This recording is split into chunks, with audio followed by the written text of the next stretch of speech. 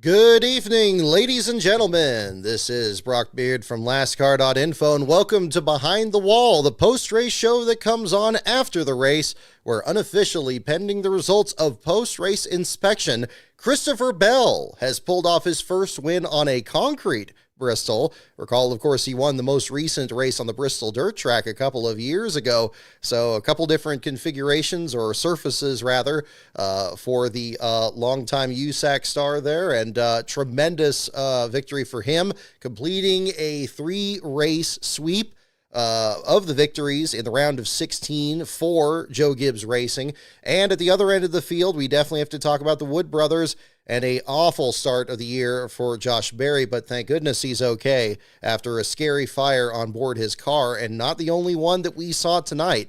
Definitely a race that was a combination of bizarre tire strategy. It looked like at one point it was going to be more or less like what we saw in the last couple of races here, and then it suddenly came back to the spring of 2024 with tires getting stripped down to the cords there. There was some discussion about whether the weather had an effect on it, although it didn't seem like it was measurably cooler from the report, I guess, unless these tires are just extremely hypersensitive to that. I suppose that's the case.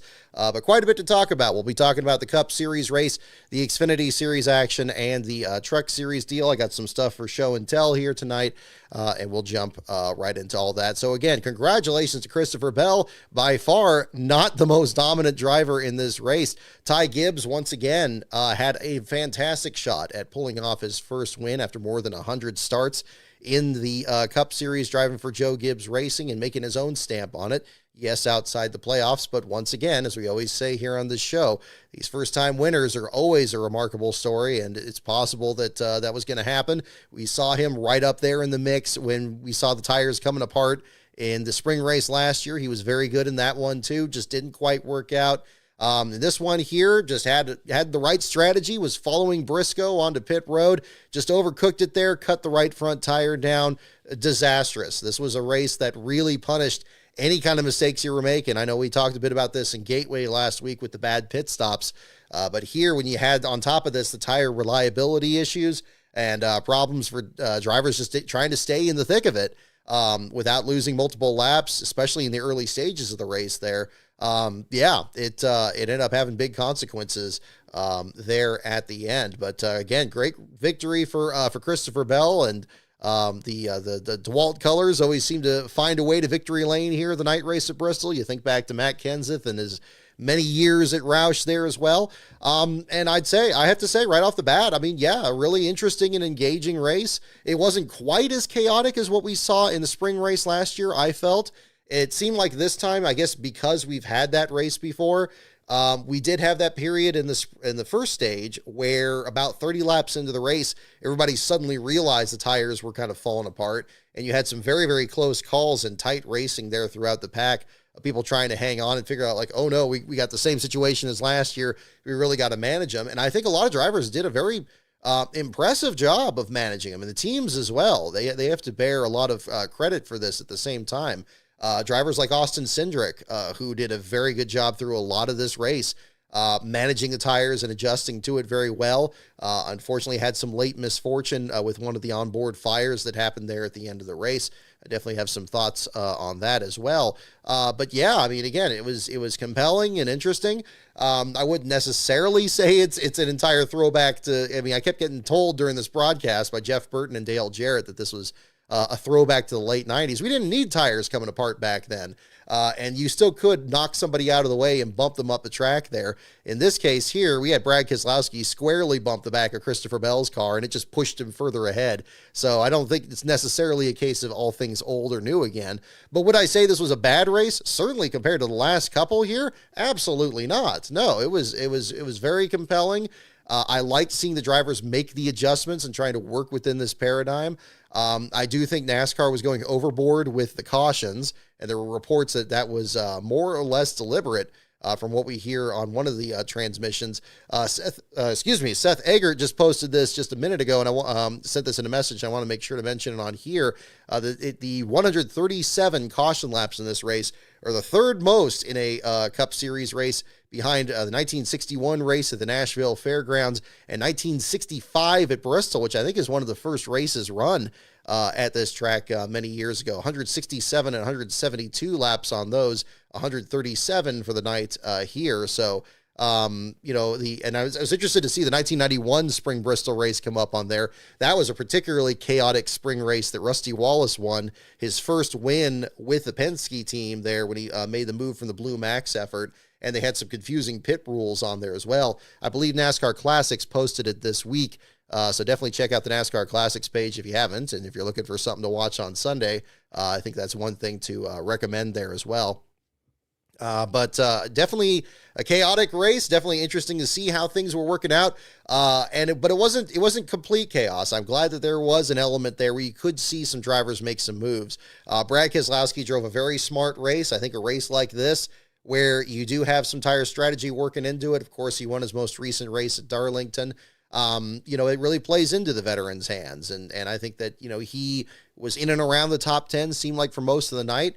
But youth was served as well. Carson Hocevar was very impressive. I mentioned on social media here tonight that back in the spring race here, Hocevar was one of the only drivers that could keep up with Kyle Larson and Denny Hamlin there in the first part of it, in what was another just romp by the number 5 car there in that race. But Hocevar was running very well. He was right in the top 5 in that Chili's paint scheme, and unfortunately had a bad pit stop, very reminiscent of what we saw at a Michael Waltrip at Darlington back in 91, and that just cost him a shot at winning. Same thing we saw with Ty Gibbs tonight. It's just, again, a rough deal for him. But Hocevar, still with the 7th place finish, was out there on old tires, just ran out of them. And that was kind of the bizarre element of this, the tires tearing up so quickly. And you would think NASCAR would anticipate this a little better, having seen what happened at the race last year. Maybe got lulled into a false sense of security after these last 2 races with more or less the same tires, I suppose. I'm sure somebody else can break that down much more, because we did have that situation where it seemed like in the spring race, they had terrible tire wear in practice, and then the race, it was not an issue at all. And then today, complete opposite. I think Jeff Gluck tweeted as much on this. Very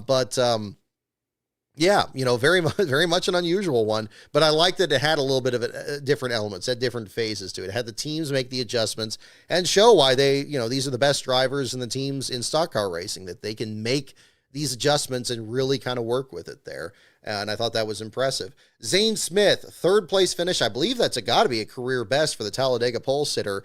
Great job for him, especially when you think back to that same spring race last year. Zane Smith was last in that one, you may recall. He got in several wrecks at the beginning driving for Spire Motorsports and ended up out of the race about a quarter way into the event. What amazing turnaround there. I mean, Front Rows had some surprising runs at various races before here. This was definitely another example of that. You think back to David Reagan having some good finishes out here, but Zane doing a fine job out there. Ryan Blaney in 4th and Joey Logano in 5th, 2 of the 3 Penske cars in the top 5 there. Logano looked like he was going to be in the position to cycle back up front if it weren't for the late race caution there with Bubba Wallace bouncing off the outside wall. So an unfortunate deal there for Wallace. But again, some impressive runs throughout the field here.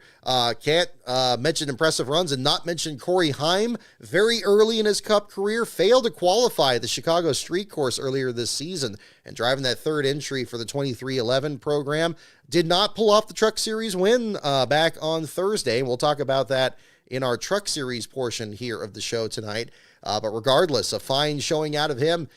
Interesting to see the 67 car back up there in the mix again, getting memories back to Buddy Arrington and running that number back in the day, even if he was further back in the pack, running those Mopar entries out there. Sharp looking scheme too. I'm not a big fan of the sponsor itself with Robin Hood branding, but they did a neat job with the inverted paint jobs between himself and Bubba in this race, and I think they looked pretty good there under the lights. But a fine run for him. Career best for him, absolutely. I believe, what was it? He was in the mid-20s or something at Kansas, and had a good showing out there. Very impressive. Hocevar's 7th place finish. Alex Bowman almost getting his way into the round of 12 there. This time around, a difference of 10 points. At one point, it looked like he was going to maybe even threaten for the lead, but then again, the tires and just running out of them, it ended up biting him there towards the end, and just ends up having to unlap himself and fight his way up there, finished on the lead lap, distinguished himself very well. If we saw a lot more runs like that through this year, we probably have a different story here about his advancing in this round, but unfortunately, at least pending the results of post-race inspection, that ends up not being the case for him tonight. Chase Briscoe was very impressive. He was my fantasy pick on this one, so I'm a little biased on that. I thought the Chase Briscoe Express was going to roll right through this race, given Martin Truex's great runs in the short tracks towards the end of his career, and just playing with house money. There were a couple great moves he made to get up front. I thought he looked very impressive out there. Just didn't quite work out for him at the end. And again, Ty Gibbs, his teammate there in the 10th spot, just kind of shows which drivers were cycled back. In fact, really 9th, 10th, and 11th, including Chris Buescher there in the 11th spot, they were, it just shows how quickly things turn around. They probably looked like they were going to be battling for the win there with about 50 or 60 laps to go. But at the end there, just like we saw in the spring race, when things got stretched out, who was able to really make the most out of their tires really showed itself. Not quite as glaring in this case because we did have a late race restart, not an overtime finish. Somebody else pointing out that there's now been 22 night races here without an overtime finish since the rule was instituted here. But finishing in regulation after 500 laps, Buescher did a fine job out there, but unfortunately wasn't meant to be here at the same time. Looking further back there, William Byron, Justin Haley, didn't really see much out of him in this race, but a fine showing for him. Best of the Spire Motorsports group. John Hunter Nemechek in 14th. Had a bit of an altercation there with Denny Hamlin and, Chase Elliott's. Actually, it was Elliott's incident there.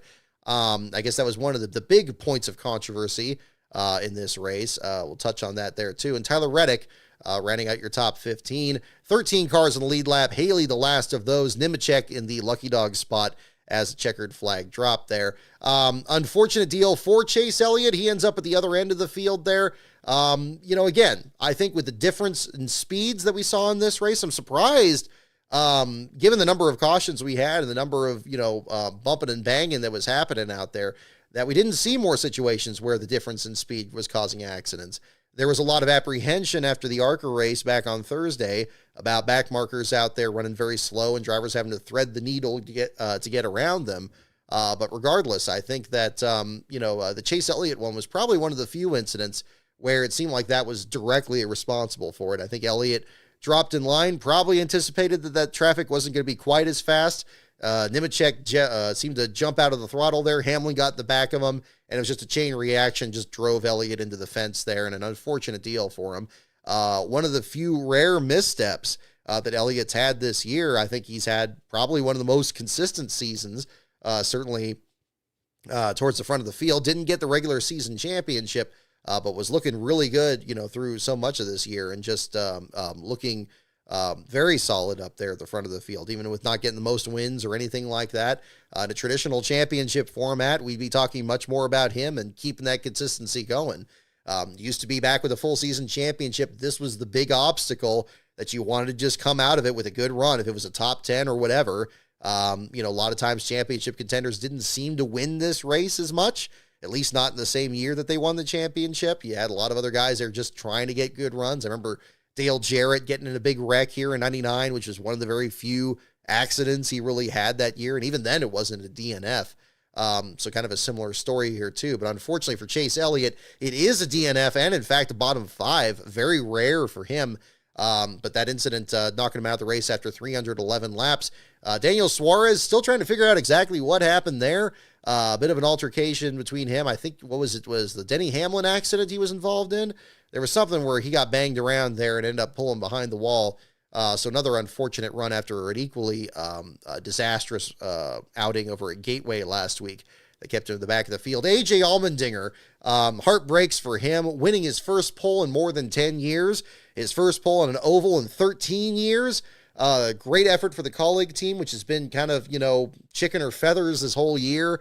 I think especially in the Xfinity series, we saw Ty Dillon have a better start than Allmendinger this year on the Cup Series side. But AJ came out there strong and was leading laps at the beginning. And I really expected at the very beginning when he got routed out of the lead and you had other drivers up there. I was like, well, that's probably the last we're going to see of him. Maybe he'll just settle back and finish a lap down in like 14th or something. But that was not the case. Unfortunately, it was a worst finish, but only after he was battling back up there at the front of the field once again in the closing stages of this race. So he did a fine job of that. I thought that was a tremendous performance, just unfortunately got in the wrong place at the wrong time. And the steering damage was the listed reason out for the number 16. I believe it was the Denny Hamlin situation. And Hamlin himself ends up in the 31st spot there. Looked like he was going to be in and around the mix there at the finish. Unfortunately, knocked off the right front wheel after that hard hit there with Allmendinger. And again, I credit where credit's due. Steve Letarte did a great job catching that moment of sparks coming off the right front of Hamlin's car before he made contact with Allmendinger, showing that that was a separate incident, that it wasn't a causal relationship, because the two of those cars hit so hard, it looked like maybe that would have knocked that rim loose or something. But clearly the way that the damage had been, where it had carved that rim off, that was something else that had happened from a loose wheel. And unfortunately, that could be a very costly penalty. Yes, Denny makes the next round with his win last week in the Progressive car, but he's going to have to do it unless there's an appeal with NASCAR this week. He's going to have to do it with a successful appeal, that is, without a couple of his crew members out there, and that's going to be a difficult situation. And in fact, he ends up in this race 5 laps down in the 31st spot. Austin Cindric, mentioned him earlier, had a great, I thought had one of the most solid runs between him and Hocevar and even Zane Smith. It seemed like those drivers were right in and around the top 5 the whole day, which is a tremendous accomplishment given how the racing really changed, how it went from a bit of chaos at the very beginning and realizing the tires are coming apart and then working with it, and then so many cautions in the later stages of the race to break up the action. I felt like he was right in and around it. Wouldn't have surprised me at all if he got a top 5 or a top 10. Him mentioning this was his best car that he had at Bristol. But this is, again, one of the controversies we do have to talk about here with Cindric and coming onto pit road. Very reminiscent of what we saw with Chris Buescher at the Indy Road Course a couple of years ago. A driver was forced to sit in his car as it was completely filled with smoke. And hopefully it wasn't the case where flames were coming into the car like we saw in the Xfinity series with Matt DiBenedetto a couple weeks ago, or the electrical fire that Dawson Sutton had at Richmond in the Truck Series here. We heard from Josh Berry, and I've only touched on this, but we'll get more into this as well, that there was a lot of smoke in his car from the rocker panel fire, but no flames in the cockpit, so that's good to hear. But again, it's still absurd, though. You have of course, the driver doesn't bail out of the car, because if that happens, they're out of the race under the NASCAR rules. And so they're incentivized to stay in there and breathe. Who knows what they're breathing from all this material that's burning in the car. I know there's closed-faced helmets and ducts that are attached to the outside of the car, but a lot of that works when the car is moving. And when the car stops, then you just have, the fires always seem to get worse. And we saw that intensify so many times. Reports about it being just chunks of rubber from these tires and they crumble apart. How much of this is something that's just going to be inevitable, and how much can really be solved? This is not a new problem at all. This is the same crappy-ass parts issue that we saw with Kevin Harvick back at Darlington when he had a fire out there from a rocker panel. And what's really frustrating to me is the broadcast not calling this out. I know that NASCAR, I'm sure, watches this very closely in the broadcast, but I don't like it where they just say, oh, it's a rocker panel fire. It's like, why is this still a problem? And why are we still being okay with these drivers in these cases? I think, it's been just as compelling of an issue as the concussion problems when these cars started. It feels like I'm talking about it every week on this show, and yet something doesn't get still done. I'm not expecting I'm the one that moves the needle here, but I expect more people to be talking about this because it's just unacceptable. You got IndyCar drivers. Connor Daly was tweeting about this in the closing stages and expressing surprise, and these drivers just sitting in the car, in a closed cockpit car, with a fire raging on there. And even if the flames aren't in the cockpit, you hear a lot of times, with fires, that the smoke is the really dangerous situation. You get people that die of smoke inhalation or have serious injuries from that. And I don't think that's mollycoddling this sport, because it is a dangerous sport. These guys are taking many dangers already, but there gets to be a point where there's unacceptable risks. And I think sitting in a car filled with smoke, and who knows how much more of that firewall is going to hold up to the flames on either side of the front suspension of these cars, especially the right front, there must be some way to figure this out. And I really want to understand where on earth is the fire extinguishing systems or anything like that in these cars. If the fire is not getting in the cockpit, great, but where is it in the engine compartment? Where is something that can just be activated that handles that? We're getting a little too casual about this. By the closing stages of this race, just about everybody that was coming down pit road had a huge fire behind the right front of their car, and it was just kind of like, oh, la-di-da, there it is, and it starts and it stops, and it's like, oh, isn't that interesting? It's like, I've never been a driver myself, I've never been a race car driver myself, but I've heard from a lot of the sports history, and transcends motorsports, that fire is the big concern that drivers have, that there's, they take on these risks. They're very brave to do so. But that's one that really gets them concerned. And I thought it was very sobering when we saw what happened with DiBenedetto, and yes, in an older car, not the current Cup car, in the Xfinity car. But when he had fire around his feet and was worried about his shoelace tangling on a brake pedal and starting to think that maybe he's not going to get out of that thing, that's where that's got to be really taken seriously. And, we always wonder what's going on with NASCAR and what they're looking at. And I know they're getting pulled different directions with this lawsuit, and we got other stuff that's coming up here and all that. But again, it's something that needs to be handled. I don't get why this isn't treated like a bigger deal than it is. It's just treated like an everyday thing, like an accident would, or somebody losing a wheel would. We get comfortable with certain elements of it because it's racing and it's dangerous, but that's one that I'm still going to keep beating the drum on. I mean, we can't get NASCAR to care about grass fire. We saw this at Portland. They had a grass fire starting up and smoke's going across the track here, and we're not even going to throw a caution for that. I don't. It should be a concern. It should, I guess I feel so strongly about it as a Californian, because that's always a concern over here in anything. You look back to the Palisades and all that, and I don't think that's an exaggeration. I think that in many cases, maybe not fully appreciating a risk or something is when it gets really out of hand. I'm glad that NASCAR's made steps to address the concussion issue, but I think this is another one that needs to be looked at. And come up with a more permanent solution for it so we can just talk about the racing. We don't want to talk about these drivers being put in danger. But I'm glad Josh Berry's okay. And Austin Cindric, for that matter. We saw his interview there afterwards, and he seemed very calm about that too. But Barry, my heart just breaks for him. I brought up my Wood Brothers 100 wins shirt from this. I believe Harris Liu did this. Did an absolutely beautiful job. Let me bring that mic out there. You can kind of see this one from that. I haven't worn this shirt before, and I saw it tonight. I've written the last 2 weeks with Josh Berry finishing in last place. First time the Wood Brothers ever had last place finishes in consecutive Cup races. Never happened before in their 75-year history until last week at Gateway. And then what happens tonight? Josh Berry qualifies 10th. He's running 7th. He's actually managing his tires pretty well through about 75 laps of the race, which seemed like the tire issue started around lap 30, 35 thereabouts when Priest came in. Then has this fire on board, and it gets so bad so quickly that he can't even see where he's going. He's bailing out of the car. Thank goodness the crew was there to get him out and put the fire out. And NASCAR still being very late in throwing the caution on that. The crew was very critical about this too. But glad that he got out of there okay. But again, a heartbreaking deal.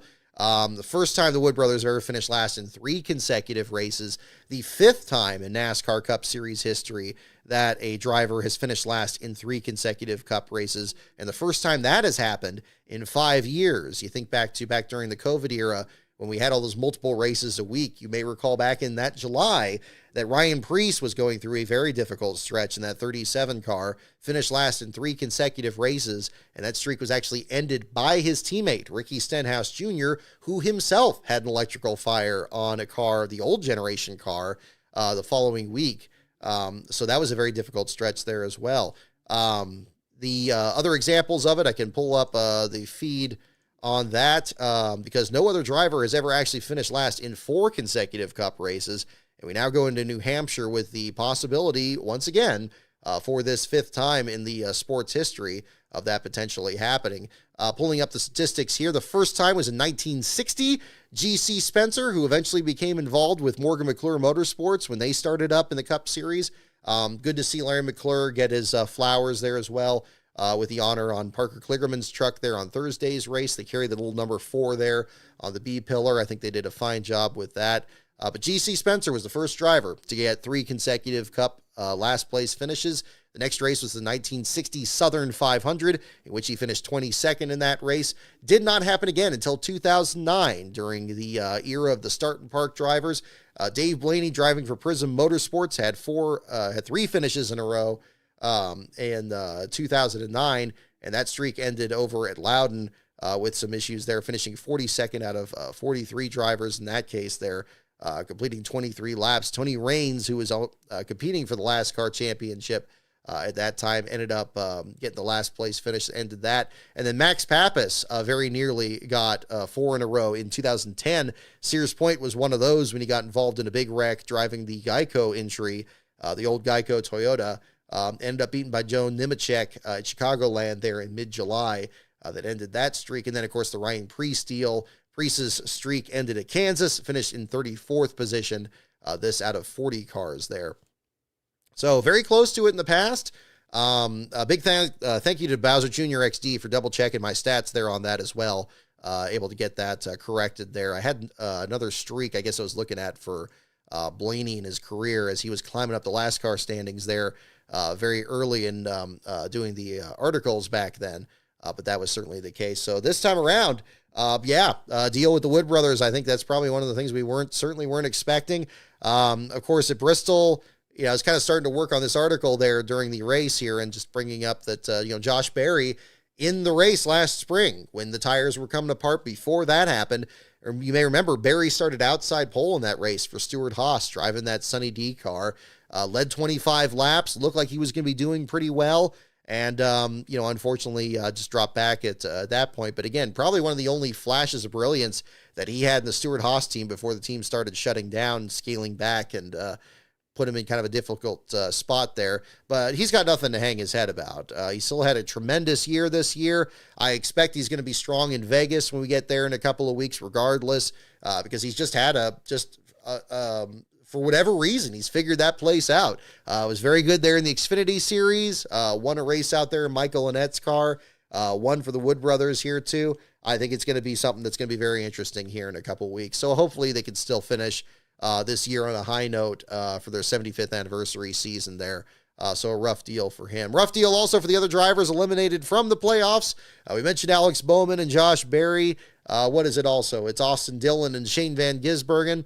Man, oh man, just a difficult deal for all those drivers. I really expected Van Gisbergen was going to have a better run at Darlington, and maybe be able to bump his way back in there and do something with that. I'm kind of just pulling up the stats here at the same time. I know I was taking a picture of the segment here as well.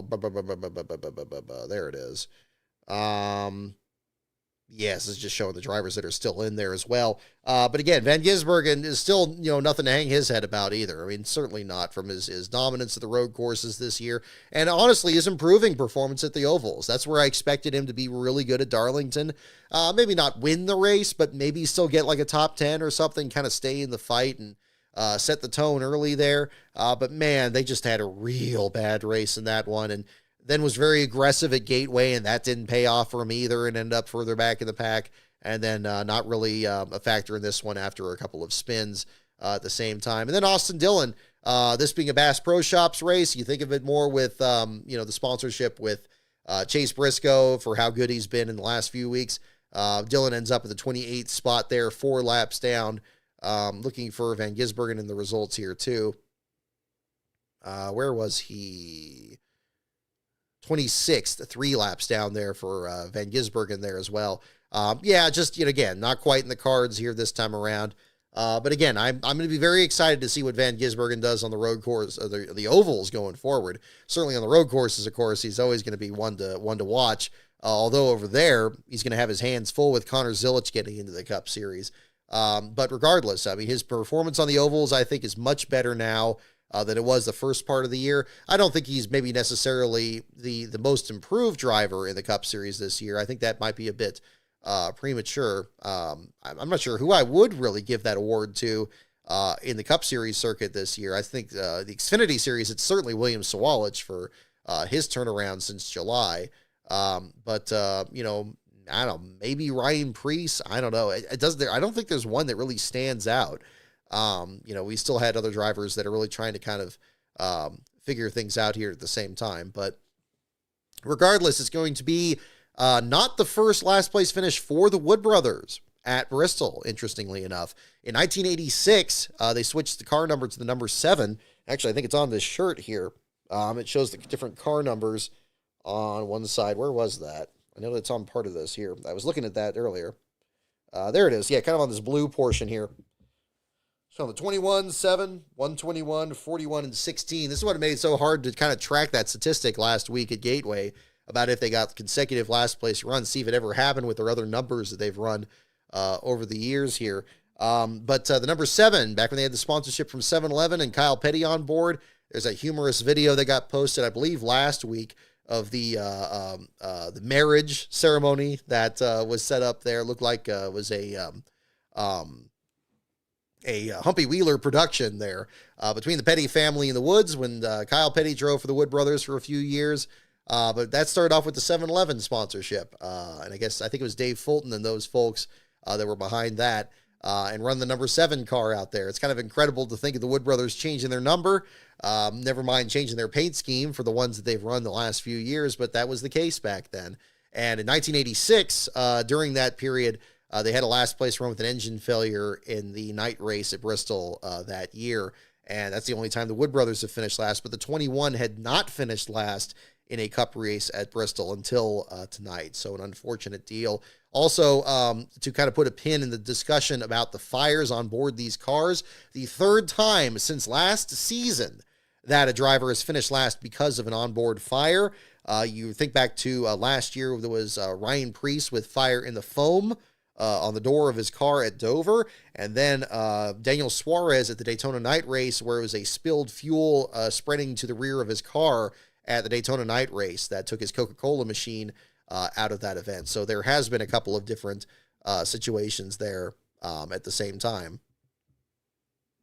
Alrighty. Let's see here. But yeah, again, kind of a rough deal there for a lot of drivers out there. Very physical race. It was good to see some good close competition out there. Again, I just think that, as long as they're watching the safety part of it, that's the other element there, because I felt that was still just really, really unnecessary, and shame on the broadcast for not calling this out, because they really, really need to stay on that. A guy like Wally Dallenbach or something would be in the booth, and he would call that out if something was stupid or somebody made a boneheaded move. That's what these booths need these days. I know we probably think that like Steve Letarte or Jeff Burton would do it, but they don't really seem to do that often, which is disappointing.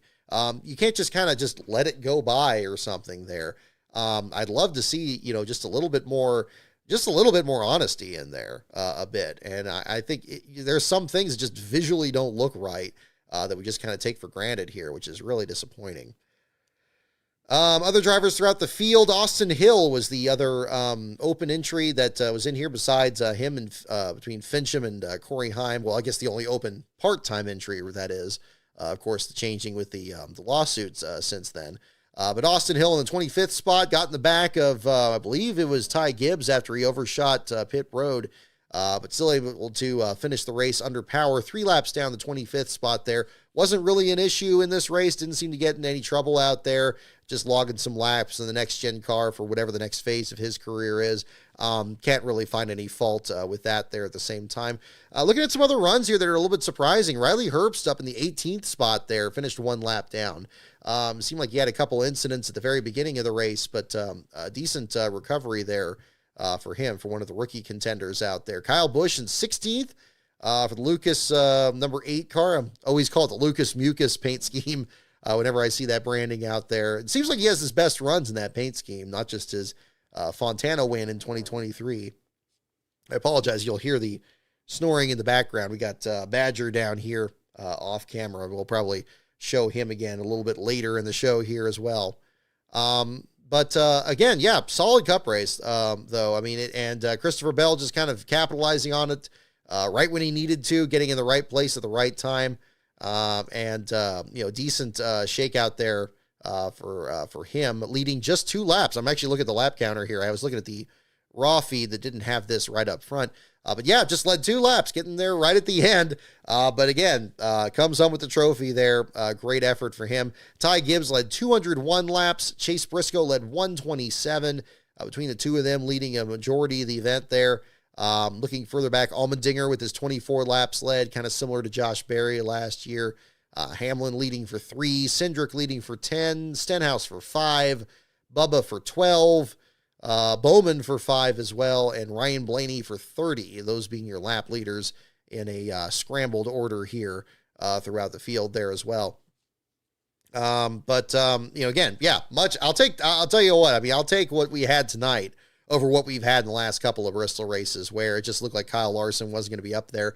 I'll eat some crow on this because I anticipated that, Larson was going to lead all but 10 laps in this race. And instead, he not only does not win the race and does not lead the most laps by any stretch of the imagination, but ends up wrecking into the inside wall after breaking a toe link there during an incident there on track. Where did he finish in the order? Did he bounce back from that? Or is he still further back in the lineup here? No, 33rd spot, 4 laps down, behind Austin Dillon and ahead of Chad Fincham. I touched on Fincham there as well. He was another driver that had an onboard fire. It looked like they extinguished it quicker, at least as much as we saw it on the broadcast. I didn't really check the onboard at that point. But again, a rough deal there at the same time for that team. And that's a team, that also can't afford to, have that kind of damage to these cars. You think back to when Timmy Hill had that fire at Martinsville a few years ago in the rewards.com scheme. That was a rough deal there at the same time. So, little bits of everything there, and it was definitely still very much up in the air about who was going to win this to the end, but it wasn't complete chaos. I'm glad there was a bit of balance there at the same time. There's still things that NASCAR needs to work out. Certainly how many sets of tires they're going to have for these teams, if they're going to continue on having them crumbling out there. The Goodyear official that they talked to during the broadcast basically kind of shrugged his shoulders and said, well, this is what they wanted, so here it is. And I guess it's just the most temperature sensitive tire out there. It's either going to not wear at all like we saw in practice or the race back in the spring, or it's going to just crumble to dust like we saw in practice for the spring race and the race here tonight. So I guess you're just never really going to know what you're going to get in this particular case there too. So lots going on here on what was a very busy weekend here at Bristol. Looking back to the Xfinity and Truck Series action, we'll kind of jump around there as well. Eric Almirola, congratulations to him for pulling off a victory. Sheldon Creed with his 15th runner-up finish out there. Just wrestled the second spot away from his teammate Sam Mayer there in the closing laps. The Haas Factory team, once again, showing some real strength this year. It's why I'm so disappointed they're going to Chevy. I think they can really capitalize on their Ford support. I don't know, maybe something's changing with that next year. I don't know. But regardless, hopefully they have a good, strong finish to their year, and maybe we'll see 1 or 2 of them here in the Final Four. We go to Phoenix here in a couple of weeks. We'll find out. Carson Kvapil bounces back from his engine failure at Gateway and gets a 4th place finish. Connor Zilic still leads 98 laps at Bristol. Talk about a road racer that's adjusted to the ovals. Zilic looking to score another consecutive victory. Doesn't quite do so, but keeps his top 5 streak going.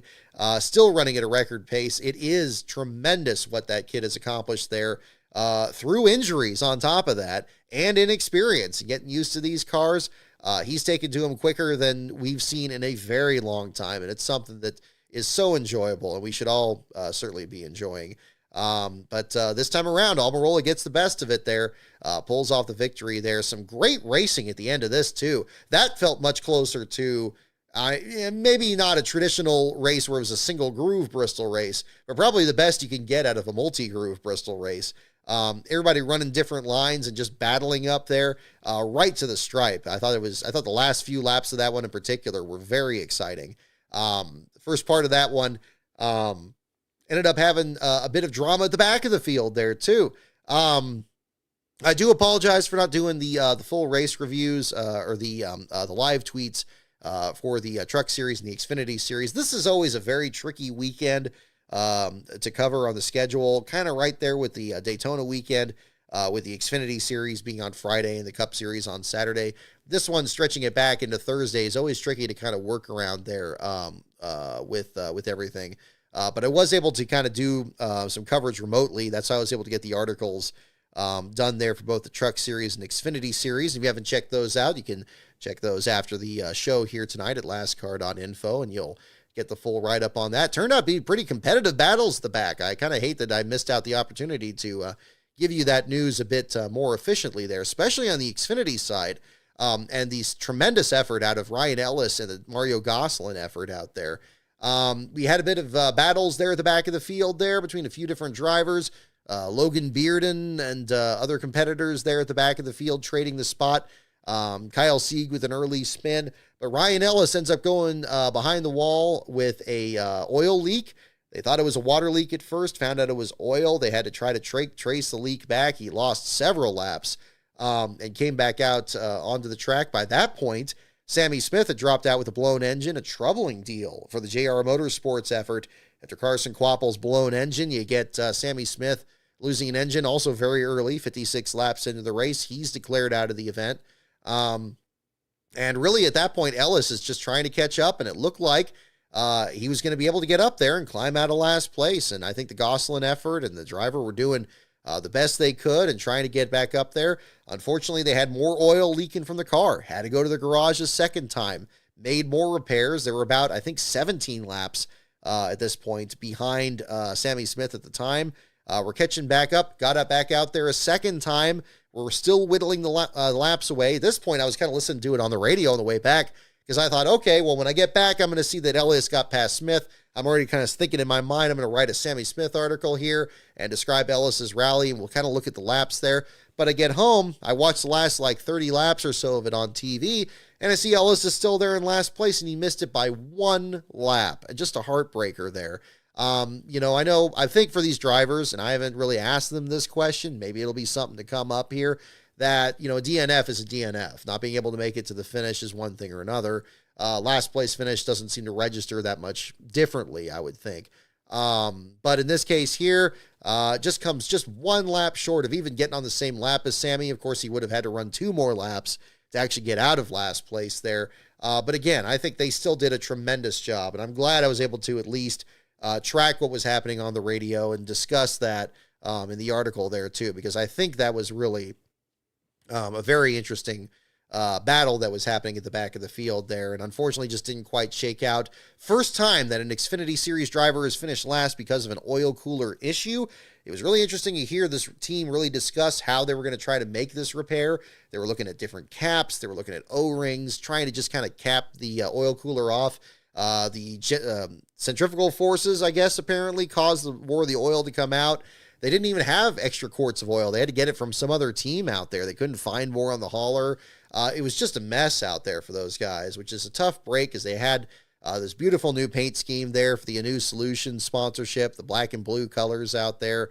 Looked like a great scheme out there. And the first last place run that Ellis has had this year with the Mario Gosselin team, first last place run for the Gosselin team, and the first time the 71 has finished last since 2007, back when Randy McDonald ran the number. And you got to go even further back to the 80s since the 71 finished last in an Xfinity race. So statistically significant in that sense there as well. Kind of some interesting history there.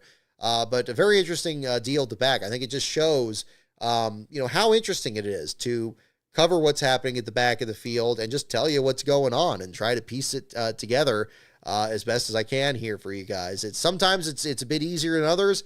Certainly the onboard cameras, the advancements we see in the Cup Series has really helped there. I'd love to see that in the Xfinity and Truck Series. Maybe we'll get there someday. But again, when you're kind of piecing things together from the radio, luckily it still shows a lot. And we got the telemetry and stuff to kind of figure that out here that, everybody else has access to, of course. But I found this one really interesting, and it'll be, it was interesting to write too in the article last night. So if you haven't checked out the write-up for that, that's on the article there as well. Stephen Parsons in the 36th spot ends up collected in an accident there with Corey Day. eliminated after 81 laps in this one. This is a bit of a collaboration between Joey Gase's team that didn't have a sponsor, and Parsons was driving for Alpha Prime's number 5 car, which is their new part-time team, acquiring the position, at least, from the Our Motorsports effort. And this one here, switching the car number, making sure nobody went home. Parsons ends up in the show. Glenn Reen is switched out of the 35 that he would have started in the race. And Parsons looked like he was having a solid run out there, staying right up there. Unfortunately, got sideswiped there, just tore up the right front of the car. And with the DVP rule being what it is, when they went behind the wall to fix it, that was the end of their day. And unfortunately, we've seen other cases at Bristol where the old version of the DVP rule, when it was put in place in the Cup Series, caught a couple drivers there. I believe during COVID, Reed Sorensen got caught up in one of those for Premium Motorsports, and it just, it could be a real mess there at the same time. Rough night for the Joey Gase team in general. A broken axle for Joey Gase in the 53. He ends up in the 35th spot. Blaine Perkins in 34th in the Warrior Health Foundation car. Spun in practice, spun again in qualifying. Seemed to have terrible handling at the beginning of the race. Just a really frustrating day for him. Things didn't seem to get much better in the event, and he ends up 13 laps down, but still under power at the finish. And within just one lap of Carson Ware, the car right in front of him there, too. Other drivers throughout the field here. William Sawalich looked very good. He dropped back to 15th there towards the end. Brennan Poole keeping the top 10 streak going there for Alpha Prime. Tommy Joe Martin's in the team, celebrating as well they should, especially after Poole had that savage accident in the Spring Bristol race here a few months ago. Good to see him bounce back there and finish on the lead lap among the leaders. Jeremy Clements as well. First top 10 run they've had in several weeks, I believe back to Atlanta in July. So a fine effort for them to springboard off of. These drivers, of course, outside the playoffs. But you know what? We don't care too much about playoffs here on this show, and we're going to definitely make sure to keep talking about these drivers further back in the field there. So a fine job by Clements in the 9th spot there. Christian Eckes bouncing back after the disastrous first part of the year. He had an 8th place finish. Yes, he and Sawalich came just close of trying to make the playoffs last week. We still do have to pay lip service to some of these stories, I suppose. But even more impressively, Eckes having a good run just in general this year was a fine showing there. So good momentum there between the Gateway performance and now this one here at Bristol. Hopefully that will serve him well going forward. Eckes won a Truck Series race at Bristol, didn't he? I seem to think he did before. I got to look that up. I know the McAnally team usually seems to have a good, the McAnally Higelman. The effort there, the 19 truck is always very good at Bristol, it seems. But looking at the results, one Bristol win here. That's right. 2024 in the spring race he won. He was 4th in the fall race last year and 2nd in the fall race in 2023. So never finished worse than 4th there. So perhaps less surprising that he had a good run out there in this case there. So fine showing. Harrison Burton was very impressive. Good 7th place finish. Finished where he started, led 4 laps. Where was he? Did he get any stage points? Yeah, he was 3rd in stage 1. Looked very good there too. So kudos to Harrison on that. I don't think too many people had his name circled on this playoff grid, especially squeezing into it.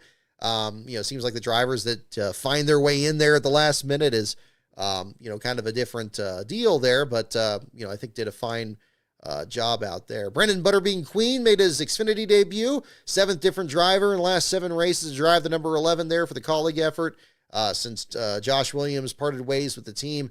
20th place finish for him. Fine showing there. Very early in his career there, working his way up the ladder there. But good to see there too. Other drivers further back struggling a bit. Josh Bilicki there in the 29th spot. Austin Green in 31st. He was your last place finisher of the Xfinity race last year. This time around ends up 5 laps down, but still under power. Green's still trying to get his feet under him on the ovals here, much like Van Gisbergen.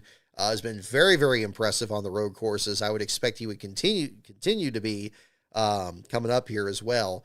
But again, unfortunately, still struggling there a bit in the number 32 entry. And this leads us perfectly into the Truck Series here and the rally from worst to first. Great effort for Lane Riggs.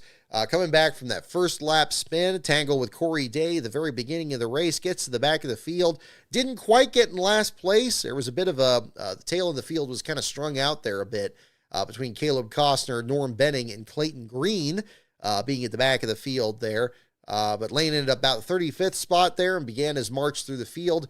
Got up to the 9th spot by the end of stage 1, and they got up to 2nd on stage 2. Good pit stop, getting them back out front and leading 110 laps there, the final 110 laps on his way to victory. Great job for him there. Again, we've seen, Riggs had that great run last year in the playoffs when he was not a playoff driver. And I had to correct myself, it seemed like every week, saying like, oh yeah, he's not in the playoffs, but it feels like he is because he's driving so well. And he had struggled so much at the beginning of the year, very similar to what we saw to Christian Eckes and William Sawalich in the Xfinity series this year. But Riggs, was no slouch this year, getting those wins, getting on there, and now winning his way to the next round there, looking very good. And very concerning, though, out of the front row team for their second entry. Once again, Chandler Smith with some issues at the beginning of the race, ending up back, looks like about 14 laps down there at the finish. We've seen mechanical failures and crashes and so forth. And again, finds himself just in a difficult spot in the 30th place finish there as well. So very much the tale of two teammates there over at the Front Row Motorsports deal. But Ben Rhodes in the second spot. Heim ends up in third. Heim time doing very well again tonight with the 6th place finish in the Cup race. That's certainly going to be a feather in his cap there as well. Ty Majeski in the 4th spot. Daniel Hemrick rounds out your top 5. Tanner Gray, Connor Mosack, and Andre Perez de Lara in the 8th spot. First top 10 run that he has earned with the Al Neese team after parting ways with Spire Motorsports earlier this year. Beating his old ride, Corey LaJoie finishing in the 9th spot there behind him, and Matt Crafton rounding out your top 10. Other drivers further back, Caden Honeycutt in the 12th spot among your championship contenders, finishing just ahead of Giovanni Ruggiero. Parker Kligerman talking about the honoring both Larry McClure and the late Charlie Henderson on the number 75 truck there to finish in the 14th spot. So a fine deal there for him as well. Raja Karuth there in the 15th spot. Again, solid performances for these teams there. And really trying to kind of figure things out for these organizations going forward we'll just see where they all shake out there at the same time. Other drivers, we had a couple Canadian drivers making their first start here. We had Trayton Lapsevich in the number 02 entry for the Randy Young effort there, finishing in the 32nd spot. Then further up, we kind of look over at the second Halmer Friesen entry, and then going back down to the two-time Oxford 250 winner, the Cole Butcher driver, finishing in the 23rd spot there in 2 laps down there at the same time. So a fine deal for them as well. Both of them, actually, no, I was about to say both of them finishing under power. Unfortunately, Lapsevich with the power steering issue puts him in the bottom 5. And this leads us into our discussion at the last place battle there on the Truck Series side. Clayton Green gets his 3rd consecutive last place finish. In the Truck Series and the Xfinity Series, longer streaks are a bit more common than we've seen in the Cup Series. However, the Truck Series, we've not seen one since 2016. That, of course, was the streak that Caleb Rourke had, driving for Jennifer Jo Cobb on his way to multiple LASCAR Truck Series championships back then. One driver I wish I interviewed back then. I was really not doing as much trackside stuff for the lower series back then. But regardless, Clayton Green in the number 2 entry, this time around finishing in last place, has been trading rides with his teammates. Had a great patriotic paint scheme that Josh Realm had for the number 22 this time around, finishing in the 28th spot there. But Clayton ends up your last place finisher. Caleb Costner had some issues with minimum speed. We've seen NASCAR really crack down on this for some reason more in the Truck Series than anywhere else.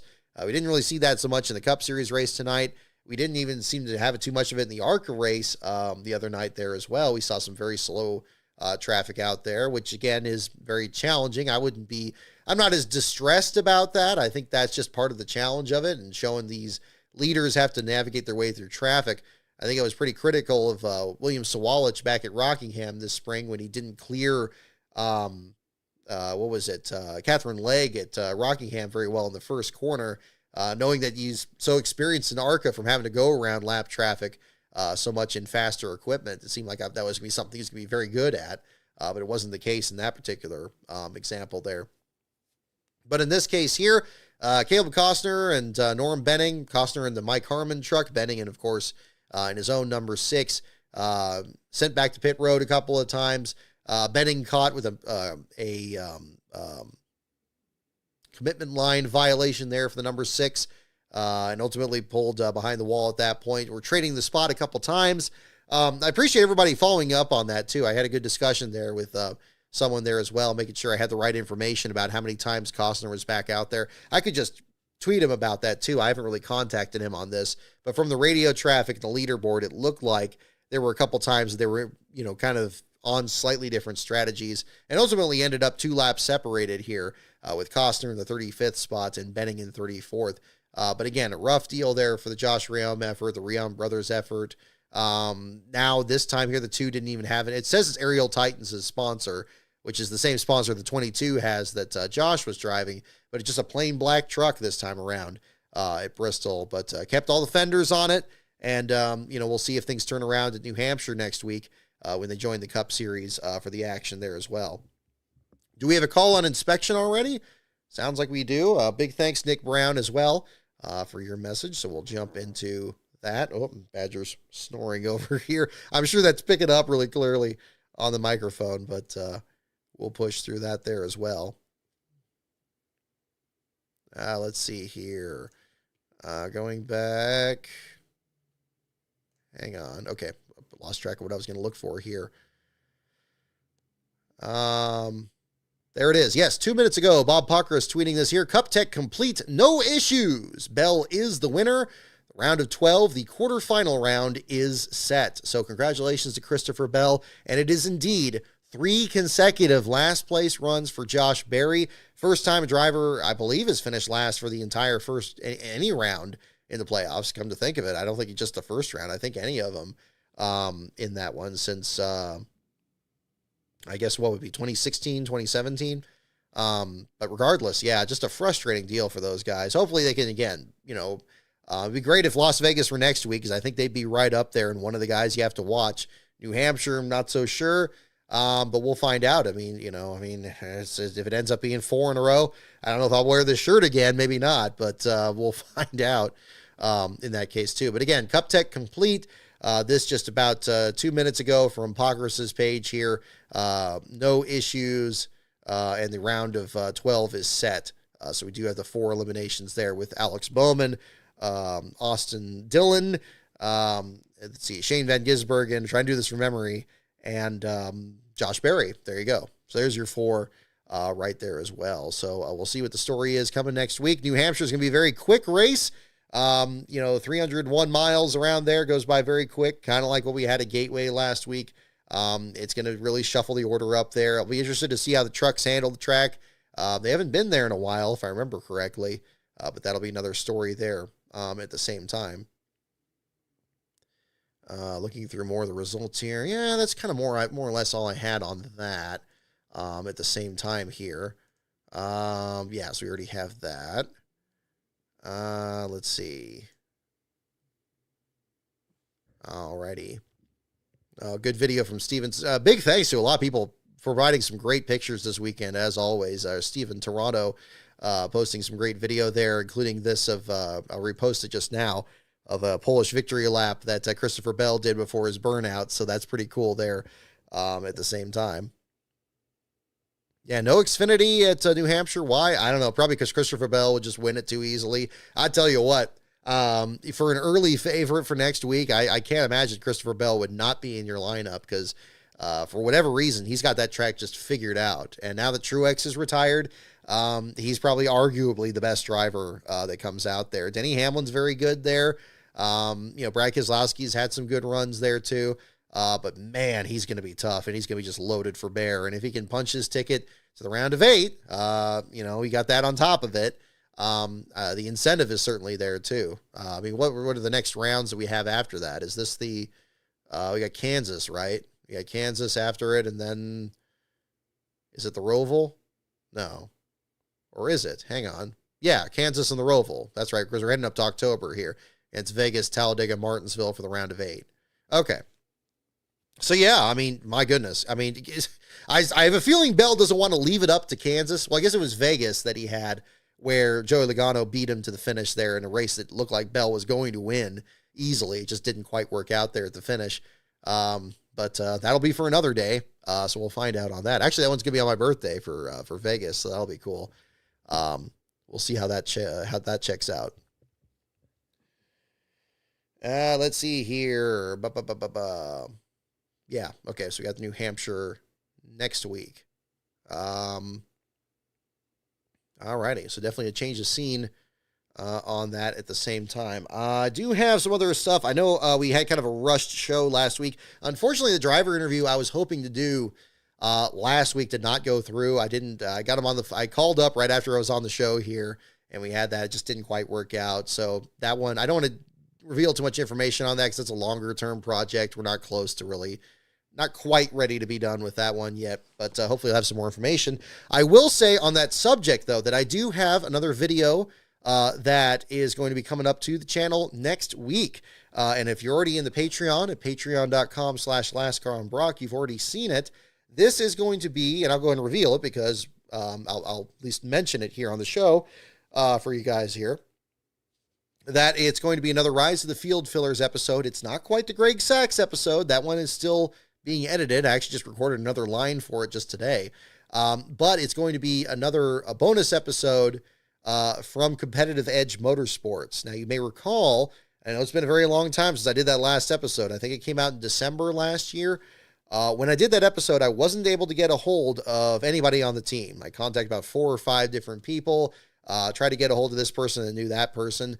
And wouldn't you know it, after I posted the video, I get an interview back with a gentleman named Leroy Porter, who was actually part of the founding group of it. I think I maybe only mentioned his name once or twice in the video, which is a shame because he actually had a very big role on that team and was there for a lot of those moments. And I think actually it's a good refresher given that it's been so long since I've done an episode of that series. It's basically episode 13.5. But there's also some pictures that Brian Hallman for the BRH Racing Archives provided. I remember when that video came out, he had some extra content on, Mike Garvey at the time there. And I know he didn't really get a good shot of his Busch Series ride back then, but he had some great pictures from that. And so those will be in this video too. I was going to just republish the old video, but I don't want to make you guys just sit through the same video again with maybe a couple of changes. And Leroy's story by itself is really interesting. Harrowing, I will warn as well, at one point too. But a great guy. He gave a great interview.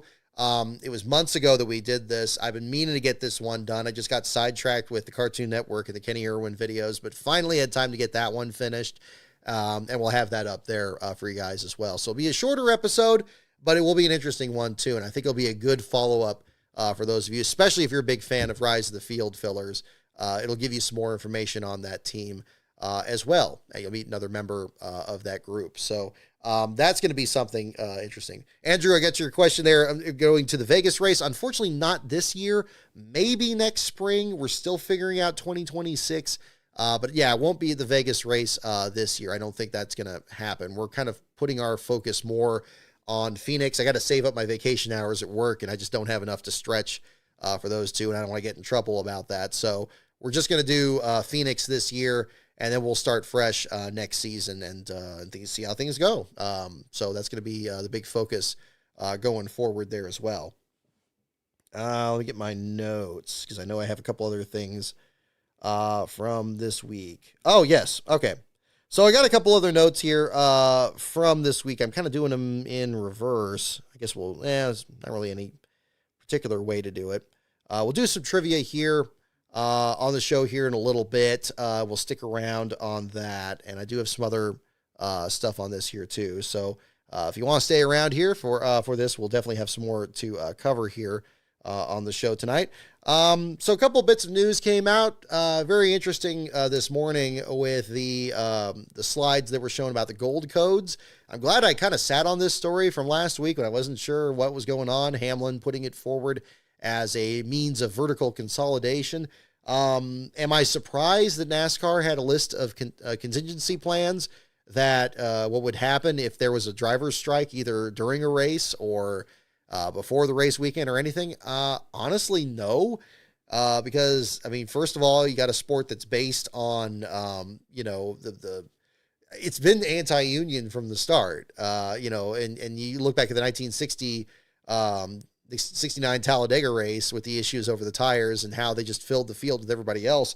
I was interested in seeing that they had a lot of contingencies that specifically mentioned field filling in there, bringing, teams over from other series, different plans that were in place depending on how long a strike would be. I don't know what the teams are trying to get out of this. I think just showing that maybe they have the mechanisms in place to cut the teams out of the sport, if that's what the argument is. But it seemed like it was just contingent on if there was a strike. And I think NASCAR has been pretty upfront about what their viewpoint is on that. So, it's interesting. It's interesting seeing how they want to handle it.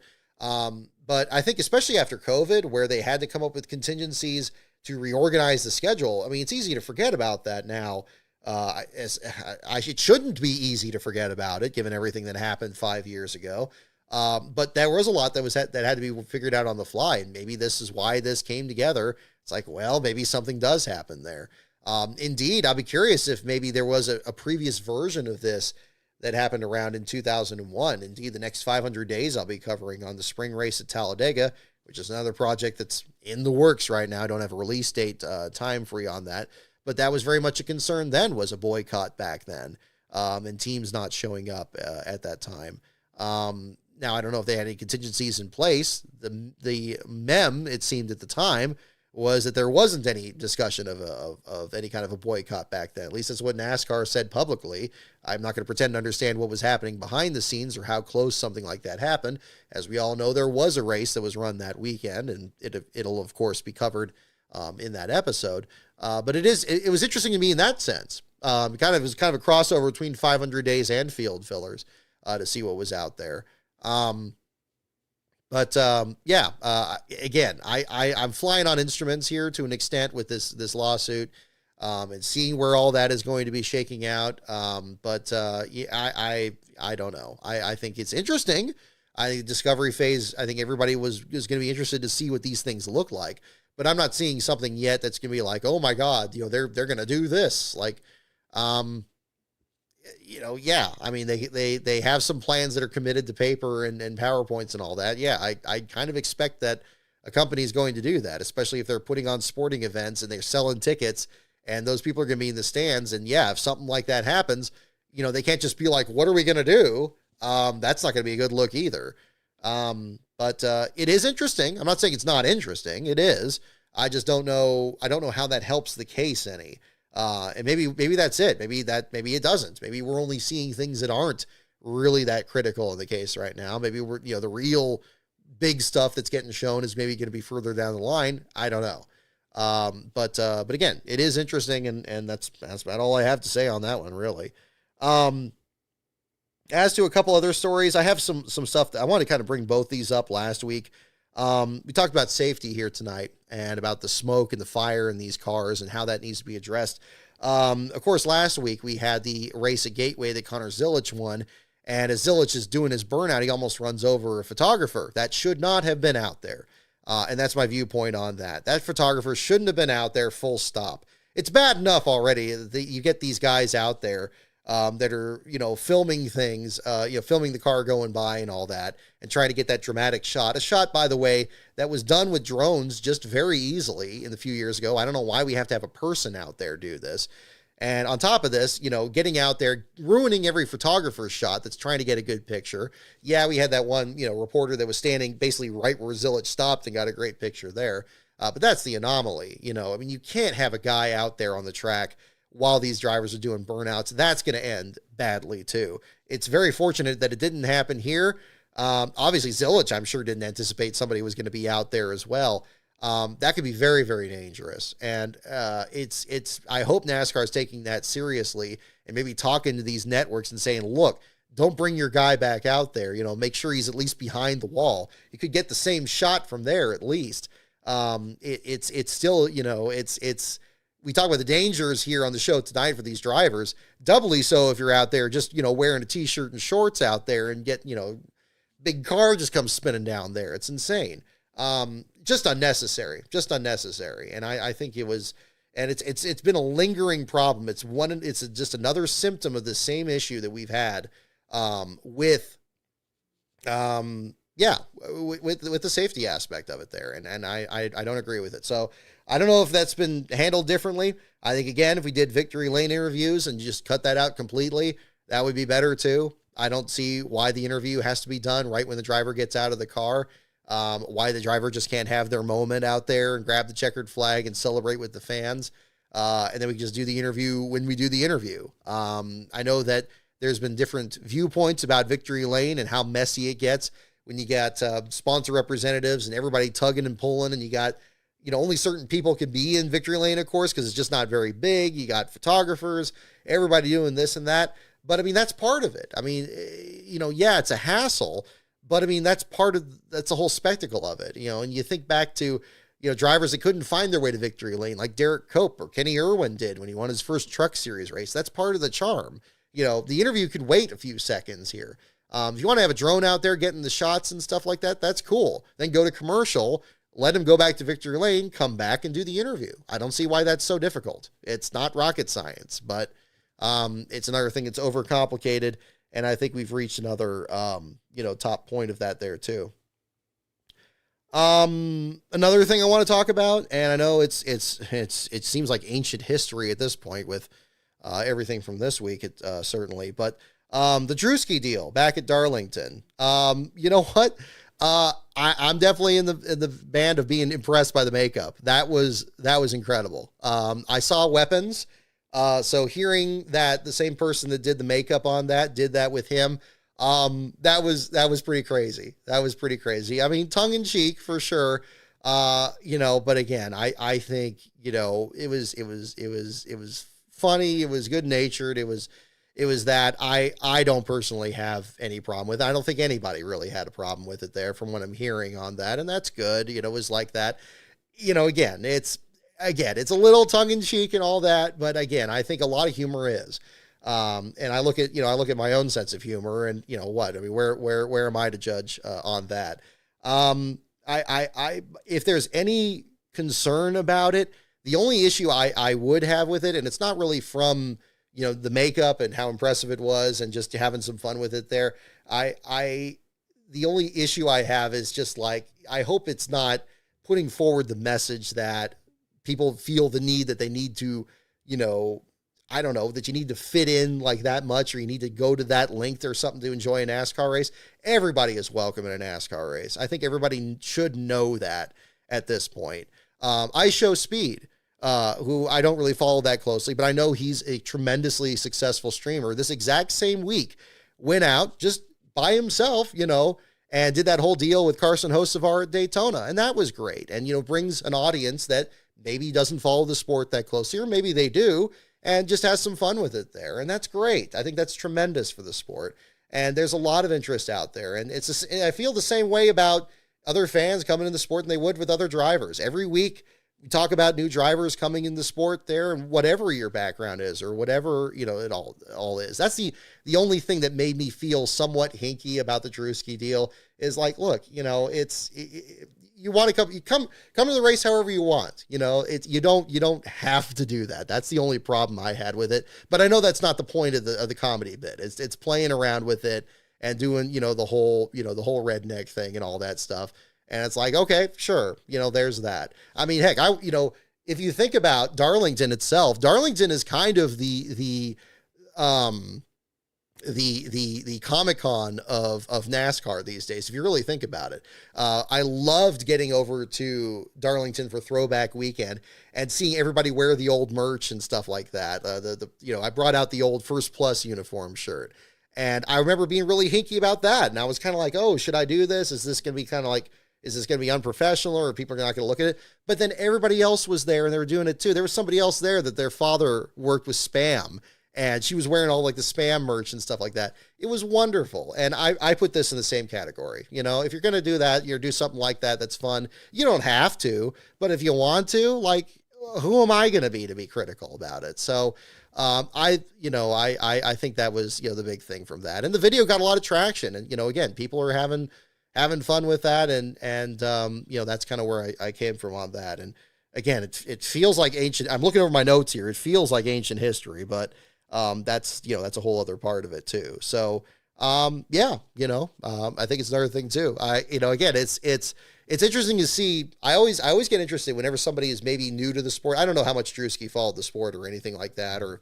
this was the first time that he'd been out there or anything like that. But it always interests me to see their viewpoint of it too, and what part intrigues them. I know that, what was it? It was the guy that was Fred or something on YouTube. I forget what his name was, but like he had a race at Kansas and he noticed like how Jimmy Johnson, we were watching the battle for last place. And I thought that was really cool.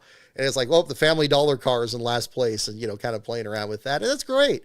Just seeing what it is, because I think, there's a lot that can be learned from, the fan experience and trying to develop it for people that are new to the sport, or maybe haven't been to as many of them or something. And hopefully keeps that going. So I hope in the aggregate, it's something great for the sport, and we'll see how it goes. I mean, heck, we're going to be at Phoenix in November, and the truck race is going to be on Halloween night. So I'd be surprised if there weren't a lot of people in costume at that point, and maybe that's going to be the case there too. I've kind of been back and forth on that about whether I'm going to do anything on that. I'm not sure. Last Bro's thinking about doing something. We'll see. But I think either way, it's going to be fun. So I think that's another way to look at that too. So we had that too. I will say, at the same time here also, I did the show last week.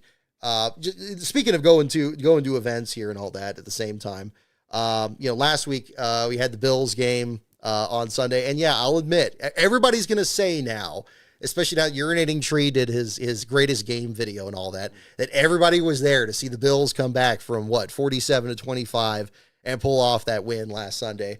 I will admit, I turned it off. I couldn't do it. I couldn't do it. And I was like, look, just to fully pull my credentials out there, I'm not a long time Bills fan. I didn't start following it until 2012, where they kind of started to build what they have now. Tyrod Taylor was the quarterback. They finally got to the playoffs that time, where the Bengals won that game at the last second on the last play of the last game of the regular season. And I thought they distinguished themselves pretty well in that Jaguars game, even though they didn't quite make it to the next round. So I've been following him just in that time, and even then, not that closely. A lot of football seasons, to be perfectly honest, I usually don't watch the first few weeks until the NASCAR season's over, and then I kind of just use that as the gap filler there. And it's even more appropriate now. The Super Bowl is pretty much right before the 500 now, if not right around that time. So, I usually don't watch the season opener, but of course they're closing the stadium. They're building the new one. That was a great, deal here. I know it's a NASCAR show, but we're branching off of this. I have it on my notes. I'll go ahead and jump into it there too. But I thought that was a good, I couldn't do it. I mean, it's like every time that I'd watch the Bills, at least with this group, it seems like they have like one guy they can throw to that they catch. It was Stephon Diggs, and then it was Cook, and then just whoever, is the next person in line there to try to do it. And whenever they get that guy covered, it just seems like the offense stalls and Josh Allen can't do it all himself. And, then if they're behind by a lot, it's like, I don't know if it's going to work out. And if it's close, it seems like something screwy is going to happen. And, that's where they lose all those games against the Chiefs. And I was just like, I wasn't having fun. I will be perfectly honest. The Baltimore starts scoring and Derrick Henry just looks unstoppable, and he is a beast. And Lamar Jackson is an incredible quarterback, and they just looked alive out there. And I'm like, oh man, this is going to end bad. And I don't, I was having kind of a good Sunday to that point. I'm like, boy, man, I'm really not going to enjoy this. So I turned it off. I did. I admit it. It was like 11 minutes to go. I turned it off. I couldn't do it. And, my brother came up afterwards, and I was thinking I was writing something or doing something in the background. Then saw the score come up, like somebody's meme. I'm like, you're kidding me. There's no way. But I'm happy for him. It's thrilling. But I will say this, having admitted that, if I were ever at the stadium, if I were at a sports bar for one thing, or if I were at the stadium, you wouldn't be able to pull me out of my seat. If I'm paying for being there, I'm going to be there the whole way, because I've been every one of those cases too. I mean, heck, I've been to Raider games that went really bad at times, and other ones that went really well. And it's worth if I don't get the idea of leaving early. I certainly don't leave early in races. Probably the only one I left early to that I can think of was Watkins Glen in the Xfinity race in 2018. But that was because we were doing the book signing at Smalley's Garage, and we had to beat the crowd to set up for that. So that one, I don't even really count that one, because that was more of a business reason. It wasn't like, oh no, these Cup guys in here are just going to crush the field. It's like, no, it was actually really compelling with the rain. But yeah, I guess now I got to watch the rest of the games now here too. But I'm thrilled for them. I haven't watched the urinating tree video yet. It's in my playlist. I got to watch that. But we'll get into that there along the way too. So that'll be another one. Yeah, before 2012 Death Killer, I grew up near the Oakland Coliseum. So my parents met at a Raider game. The Raiders go very far back in it. We went to one of their last games during the last season there, which is basically on their anniversary. And unfortunately, we didn't have a great experience during that one. So that was unfortunate. Just the weather was bad and the security was brutal there. We hadn't been to a football game since the Rich Gannon years. And in the years since then, between I'd say 98 and like 2017, I couldn't believe how much more strict like the security protocols were. But that was just kind of the way all that shook out there. So yeah, that was the thing. I mean, it was Oakland A's, Oakland Raiders, all that. And you still follow them now, but I mean, the move to Vegas is just brutal. And I have a hard time with that. And kind of before that was happening, when I started, I was not really that well studied on football history. I didn't really follow football that much till I was in college. And then my roommates got me into it much more. And, whenever, just seeing these different teams and all that. And then I started watching the America's Game documentaries, which are quality productions. NFL Films, of course, has always been tremendous productions, and they always put, so much effort out there, and that's tremendous. But the Missing Rings series, I saw the one on that. We're talking about like the 81 Chargers, the 90 Bills, the 98 Vikings, the 69 Vikings, and the 88 Bengals, I believe, are the ones mentioned in that. And it's a great series. Devastating, though. It's almost like the last car article of football. These teams that get so close to getting up there, and then just something happens, and they don't quite, get the championship. But when I saw the Bills one, I was like, man, this sounds like my kind of team. And we were able to visit the stadium. We visited. We never really went to the stands for one of the games there. We're not planning on doing that this year, but luckily we did visit the stadium during our Watkins Glen trip.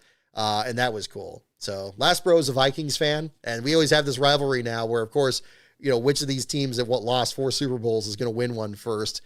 Used to be years ago, if you want to go even further back in the sport, on the NASCAR side of things, that was our pick, is like, I thought Robert Presley was going to win a Cup race before Mike Skinner, and he disagreed. And then, of course, both of them didn't win one. So I think that's kind of where we are on our football side of things there. So kind of off topic, but that's another part of that too. Any rate, I have something here at the same time. Kings fan, I don't really follow. Is that basketball or is that hockey? I don't really follow either too much. So that's kind of a different deal there at the same time. But yeah. But we'll do trivia here. Actually, let me do trivia, and then I'll do show and tell, because I do have a couple things for that, and then we'll kind of go from there. We'll do a couple trivia questions here tonight. I'll have you guys pick which category you'd want. So again, we'll bring out the late 90s deal here, and we'll do some questions here at the same time. Last Bro has not seen the Dorktown series, Death Killer. Good question. I've suggested it to him. He hasn't seen it yet. But maybe one of these days. He's seen the Missing Rings ones, though. I think that endeared him to the Vikings about the same time. So there you go. Let's see. So again, the categories are NASCAR, pits, teams, tracks, drivers, and the wild card. So once again, NASCAR, pits, teams, tracks, drivers, and the wild card. Those are the categories. So definitely mention in the chat which one you like. We'll do a couple questions here. I know it's a later show here this evening, but we'll do that here at the same time. Online this past week, what I have here for show and tell here for you guys on this, I went to Brent Wentz over at Days Gone By. This is not a sponsored segment. I just want to be clear about that, but I want to give a shout out to him on this. Big thanks to him for finding one of these bad boys. I've been looking for this ever since I discovered it was a thing earlier this year. He actually had the Racing Champions wallet, like, just like a kid's wallet here with like Velcro and all that. But this is just the coolest damn thing. I was thinking bring this out to going around the merch haulers at the track there, looking for that. This logo, it definitely stirs the memories there of the hand-drawn 51 car there, the old logo, and of course the die-cast manufacturer you don't really see anymore. I think that's really hip. And so I appreciate it. I'm so glad I was able to grab it up there when he advertised it. And this just came in this past week. And the reason I mentioned this at the same time is he threw in some trading cards here from 1991. So I was going to open these on the show here tonight. And we'll see what we got here at the same time. So we brought this out. So again, a big thanks to Brent and the folks over there at the Days Gone By group out there. So let's see what we got here. We got votes here for wild card, tracks, and drivers. And we'll see, maybe we get some features, maybe some figures from this will figure into that as well. So we'll see. All righty. Oh, here we go. Let's see what we got. And right off the bat, we got old Bobby Hillen from Texas in what looks to be, I guess, his Busch Series uniform. Oh, no, so this is 91. So yeah, Rob Moroso Memorial Oldsmobile. Well, before that there. But yeah, Bobby Hillen driving the Moroso team's car in a 91, among the drivers that raced that car that season, driving a simple uniform out there. I believe had a red paint scheme or a black paint scheme for a lot of that season in 1991. So again, these are cards from, it's the 91, 91 Premier Edition Tracks trading cards here. So here we go. Next one here, we got Danny Chocolate Myers on here. Of course, the famous gas man for Dale Earnhardt. So got him on there, mentioning his career with the 9 races they won in 1990. Let's see, part of 41 career wins in his career, 1969 to 1990. So his particular career as a crew member with various teams. So there's that one. We move on to team owners. Here is Chuck Ryder, owner of the number 30 car, the Pennzoil, or previously the Country Time Lemonade entry. In 91, it was still the Pennzoil entry, the Bahari Racing effort, and he was part of that effort with 2 other gentlemen, Lawrence Harry, and what was the other one? It was Bahari. He was the Re. Lawrence Harry was part of it. I'm trying to remember who the third one was. I almost said Mike Beam, but I don't think it was. But there was a third person, and that maybe it says it on the card. Here it is. Bahari team with Dick Bear. That makes sense. Okay, that was the obvious one. Lawrence Harry and Chuck Ryder. There it is. Okay. Oh, and Chuck Ryder drew the cheetah design on the logo. I did not know that. Okay. Wow. Okay, this is some good stats. I didn't actually have that. I always talk about a paint scheme I just loved. That old 30 paint scheme out there, just a beautiful car. It was always very simple, had very few contingency decals on it. Thank you, Dick Bear. Yeah, a lot of you got that one. So yeah, that's our first trivia question there. I think I just went to the extra effort of remembering Lawrence Harry because it seemed like that would be the overlooked one, I suppose, at here at the same time. But yeah, I know Chuck Ryder drew the cheetah. That is fascinating. Fascinating. Okay. That may end up in the video at some point, folks. Here we go. How about, we got 15 cards here, so we're busting right through them. Here we got Mike Magic Shoes McLaughlin here. So there he is. Back when he was driving an Oldsmobile, Coors Extra Light Machine, driver from Waterloo, New York, born October 6th of 1956. Modified Tour Champion of 1988. 3 Busch Series wins in 1990. 310 wins. Oh, no, hang on. 3 modified wins. Excuse me. 10 top 10s in only 14 modified races, 1 modified, and the GN North races on the same day at New Hampshire. Next one, this is perfect timing. Larry McClure, same person who had his name on the 75 truck this weekend with Parker Kligerman and their Abington, Virginia neighbors there at the Henderson Motorsports effort. Larry McClure, the owner of the Morgan McClure Motorsports effort. Again, GC Spencer, who talked about earlier there in the last place stats, came up. Here's Mike Beam. How about that? That came up there. Crew Chief Mike Beam. Then when he was for the crew chief for, according to the card here, Sterling Marlin's crew chief at the Maxwell House entry, the second Junior Johnson entry. So there's another one there at the same time. Here, oh boy, for those of you see Elton Sawyer after the race, here is Elton Sawyer and Patty Moise in a card here together as well, back when they were competing in the Busch Series here as well. So Sawyer, he of the many announcements or rule discussions there to come up after the races, also mentioned here at the same time. This is Keith Almond, the engine builder for Bobby Allison Motorsports. This was a person that Derek Cope mentioned very specifically about why that 12 car was so fast in 1995, almost won at Phoenix that year, was also a part of why Chuck Bown was so good in 94. And I didn't realize he went this far back with the team, back when they were running Buicks in 91. But there you go. The card here discusses him building engines for the Halpern David Pearson team and back in 1981.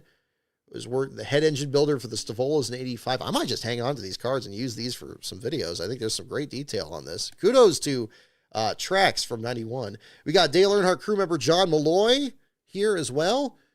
Team member on the crew here. Joined as a mechanic in 1987. The Skoal All-Pro Tire Carriers second team in 1990. We got Rusty Wallace. Man needs no introduction, although he did do the introduction for the race tonight, so that was pretty cool. So there you go. The first year of the Miller Genuine Draft Pontiac, again, won the spring race in 91. That has now, I guess, the fourth most caution laps in a Cup Series race. So there you go. So yeah, his effort there at the same time. What else we got here? Papa Joe Hendrick there as well. Another of the family there with the Hendrick Motorsports deal. Of course, father of Rick Hendrick here as well. Helped his son build a 1931 dragster back in 1963. My goodness, just a tremendous career as well. I remember that they had the Get Well Papa Joe logos there on some cars there as well. Carl Hill, that one doesn't sound as familiar. Chief Registrar for the NASCAR Winston Cup Series. Okay, this one actually stumped me on this one. Switched to registration where he remains today, 1977. Chief Registrar, there you go. You get a better view of that there as well. Hopefully the camera's not out of focus. Probably is a little bit. We'll figure that out. Yeah, there's another one. Began as an inspector, switched to registration. So there we go. The late Bill Davis also featured here as well. We talked about him on last week's show here. Longtime owner of the number 22 car. This case, back then, he was still operating the number 1 car in the Busch Series with Mark Martin and then Jeff Gordon. But yeah, good to see Bill Davis. Condolences to his family there as well. Joey Knuckles, and crew member on Davey Allison's team. See a shot of the number 28's rear bumper there in the shot. Famous mechanic for those many years there as well. And then the last one here in this, check out this, the Mellow Yellow Transporter. Kyle Petty's hauler. I'll tell you what, Kyle Petty has consistently had some of the best paint schemes. You get Days of Thunder, and then suddenly this comes out here, and you have an actual full-time car with that branding on it. The Felix Sabata's entry, they've always had a wonderful style about them. So, again, thank you to Brent for sending the cards here with it. Hope you guys enjoyed that as well. Some of those may end up in the mix there of what I send over for Patreon deals there as well. I like to throw in some trading cards with a lot of the mailers I send out, newsletters and so forth. Another kind of fun thing I want to show here, too, this has ended up being particularly significant. The person that sent these, this was from a separate order. I ordered a couple press kits for a video I was doing, and this person sent these, some cards from 2011 featuring key moments in Bristol's history. And I'll probably take some pictures of these here as well. So I'm sure that it would probably show up better on there, but some great history, and actually sent over, I guess there's 4 sheets of these here as well. But great capturing of the track's history through, I believe it's first 50 years. Was it the 50th anniversary? Yeah, first 50 years. You got Earnhardt spinning Terry Labonte in 99. You got Benny Parsons and Johnny Utzman sharing victory lane. Cool deal on this. See, this one here has Kowicki featured in here. The Bristol Night race he won in 92. It says last Bristol race, but I'm sure probably marking more, what happened, of course, on his way to winning there in 1993. Some great features there as well. Jack Smith winning the first race at Bristol is shown in the top left there on that one. So some interesting history, doesn't get talked about quite as much. Cale's last run at Bristol. You got Rusty Wallace's 50th victory. Elliott Sadler winning for the Wood Brothers. Much happier days for the Wood Brothers there in the bottom left. The only time the Wood Brothers have won at Bristol, featured there on that one. And then this last one, first night race at Bristol, Cale Yarborough with the win. We got Dale Earnhardt's first win. David Pearson's dominance there as well. So yeah, kind of an impressive deal with this. I'll take some pictures of these as well, and share these because that's very interesting. So kudos to this person. I don't have I apologize, I don't have their name right in front of me, but they sent these as well with some other material this week. And with this being Bristol, figured this would be a good one to feature here at the same time. Where are we with, okay, I need to catch up on that super chat there as well for Beast and Metal, so thank you for that as well. And we will, yes, we'll do some trivia questions. Which one is leading category? I say, okay, I see 2 for drivers. I see 2 for wild card. I see 4 for drivers. Okay, looks like drivers is the leading category. Yeah, okay, so drivers it is. We'll do some driver questions here as well. Again, those of you maybe new to the show, he's got 48 people here in the chat tonight. That's okay, but this is part of it. We'll go ahead and do that. Oh, this is a good question. Okay, hang on. I think this is in driver's category here. So first question for the evening, folks. What ARCA champion subbed for an injured Chuck Bown in the Bobby Allison car in 1994? Wow, about that. We were talking about Keith Almond and the engines for the Bobby Allison Motorsports team. And how about that? How about that tying it back in there? What ARCA champion subbed for an injured Chuck Bown in the Bobby Allison car in 1994? That is the first question, so go ahead and check. Don't look it up. Try to guess it. Don't look it up. Here as well. Boo, boo, boo, boo, boo. Let's see here. Yeah, I don't know why we don't have Xfinity in New Hampshire. Again, I think they put on a good show out there. It's just unfortunate that, I don't know. But I think Christopher Bell, if they did hold the race, he'd still be tough. I mean, they'd have to not have him in the race just to have any kind of a race still put on out there. Beast of Metal, thank you for your super chat, by the way, for $10 on here.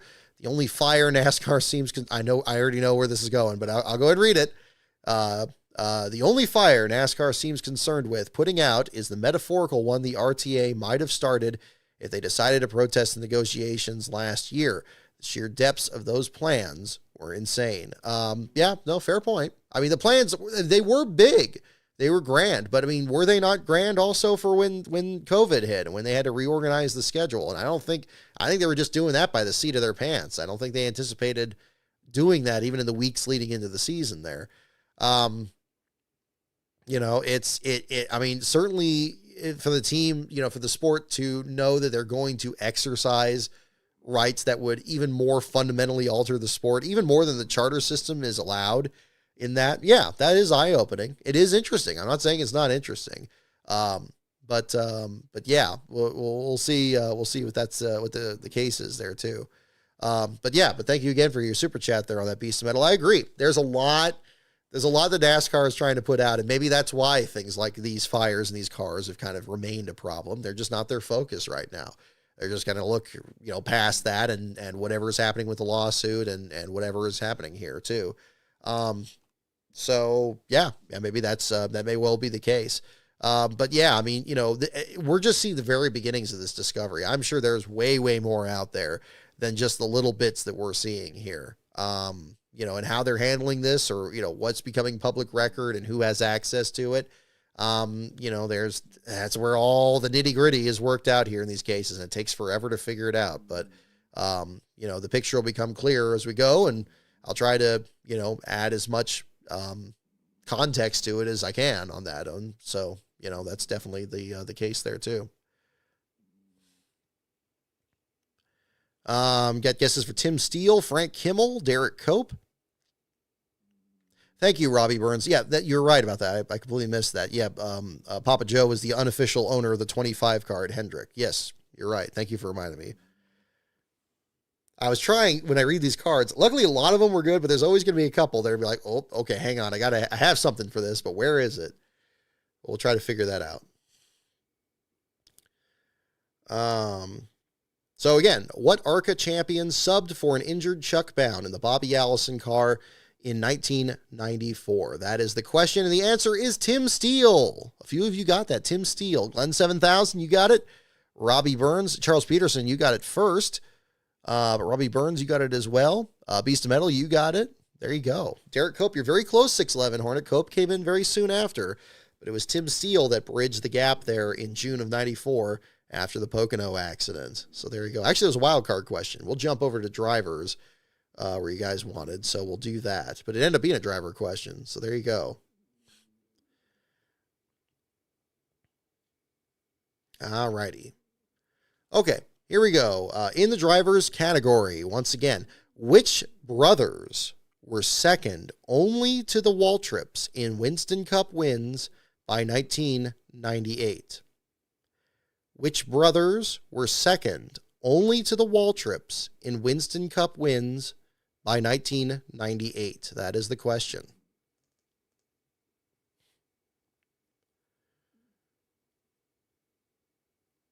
All righty.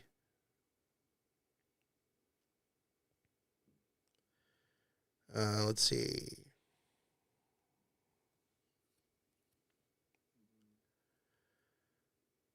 There we go. Which brothers were second only to the Waltrips in Cup wins by 1998? So again, this is kind of a late 90s deal. Some of these stats may be completely different now, if not all of them, given what's happened in, 27 years? Oh my God. Doesn't feel like it's been quite that long, but in some ways, in the most logical way, it really has. So there you go. I probably put these in a scanner. I was just going to take a photo of them really quick and post them, but I think I'll pop them in the scanner. I got some other stuff I need to scan here, and this would be interesting. So yeah, again, big thanks to the person that sent that. They just kind of fell out of the package when I was picking up some press kits here for some videos, and then there was just like, wow, okay. But they knew it was Bristol this weekend, so I had to bring them out for the show, and I'm glad I did. So there you go.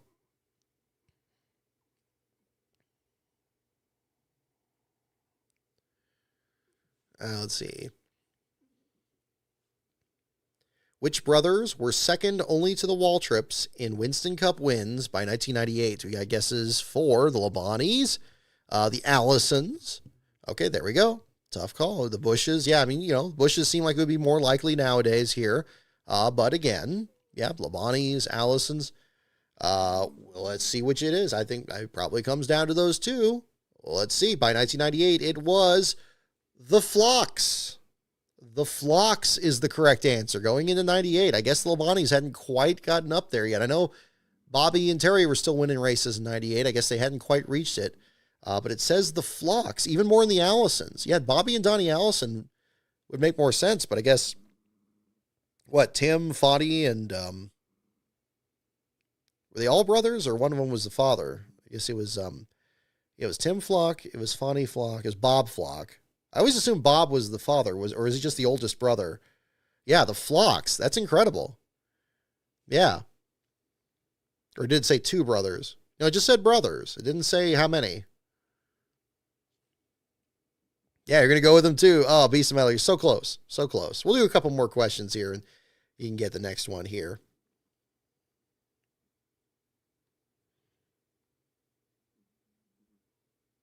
Ooh, okay, this is a good one. Okay, hopefully this is a good one. We're talking about late race misfortunes here. Who dominated the 1987 Daytona 500 until he ran out of fuel with only 3 laps to go. Pay attention here. Who dominated the 1987 Daytona 500 until he ran out of fuel with only 3 laps to go? Don't look it up. Don't look it up. I'm doing the hand. I'm doing the thing. Don't look it up. Who dominated the 1987 Daytona 500 until he ran out of fuel with only 3 laps to go? It was Three Brothers. Okay, Robbie, thank you. I feel like I put my mic in the wrong place. Let me tweak it here. Oh, Badger's all crashed out. How you doing, buddy?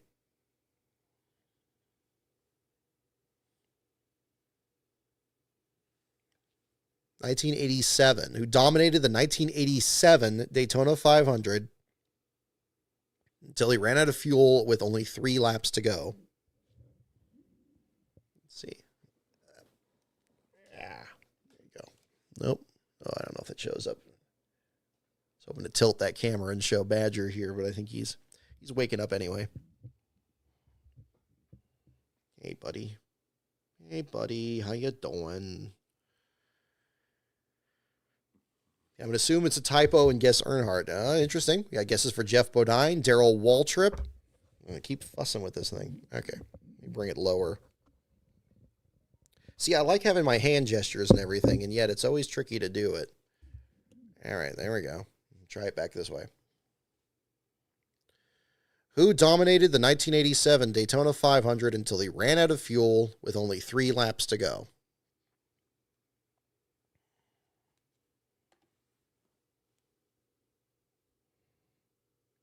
Boop, boop, boop, boop.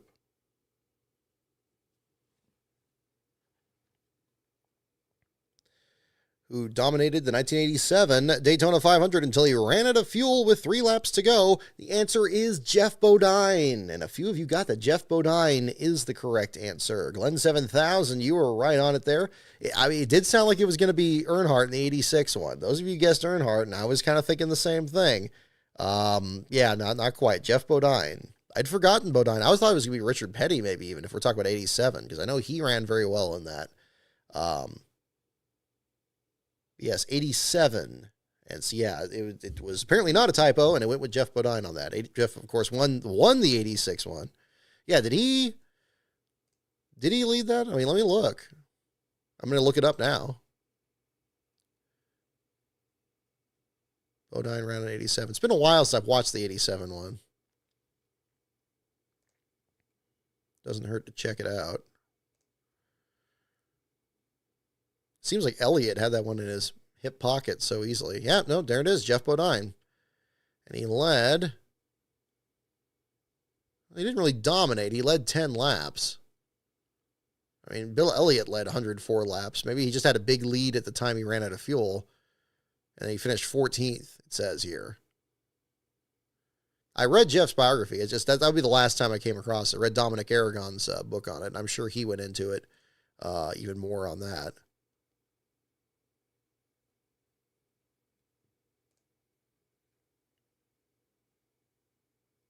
Steve Toronto posting some great pictures here of Austin Cindric's car with the singe marks here on the right front from the rocker box fire there on the 2 car.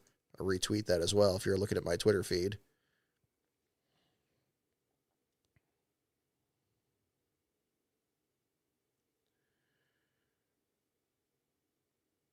Oh, here we go. All righty, next question here. We'll just do a couple more here. What pioneer racer was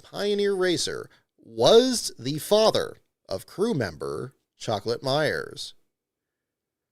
What pioneer racer was the father of crew member Chocolate Myers?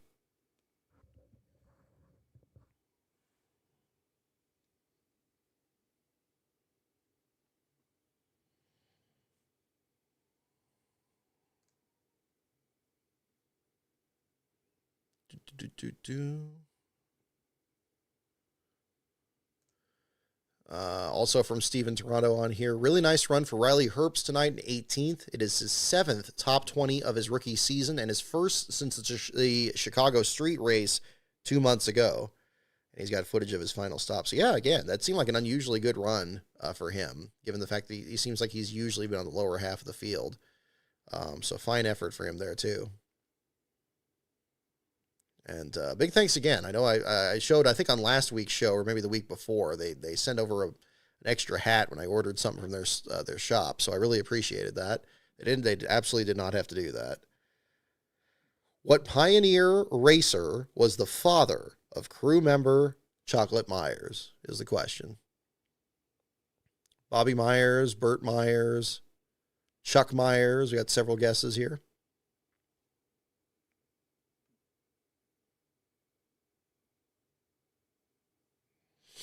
And the answer, father of Chocolate Myers, was Bobby Myers. Bobby Myers, Ultimate 23 Dragon, you got it. Bobby Myers is the correct answer. Charles Peterson, you got it as well. Mike Myers, no, not quite. Not quite. Different Myers, different circumstance. It was not quite the case. Let's see. Oh, I appreciate your guys' comments. I was just kind of browsing through my Twitter feed here as well on the picture I shared from the Petty Museum of the diecast that was recovered from Ground Zero after the 9/11 attacks. I found that really, pretty intense when we saw that there. I didn't share that picture back then. I wanted to wait till I got home and saw if I had a diecast that looked like it. So I could post it for reference there, and I kind of just saved that there on that. But apparently they found that there, and they somebody sent it over to the museum, and they had a display of other artifacts or things from law enforcement that people got there, and very, very moving, I would say, very moving.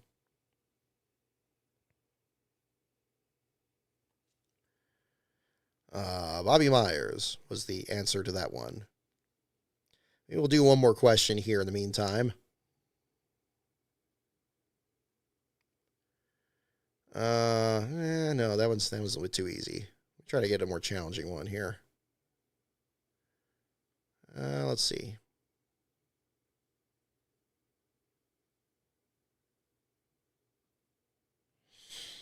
No, not that one. No, that one's a bit too easy too.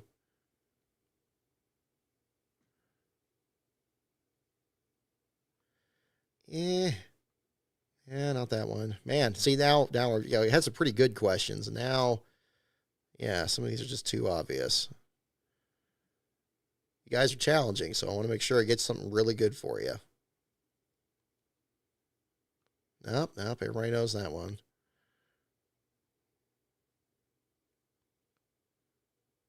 We did that one too. I remember that.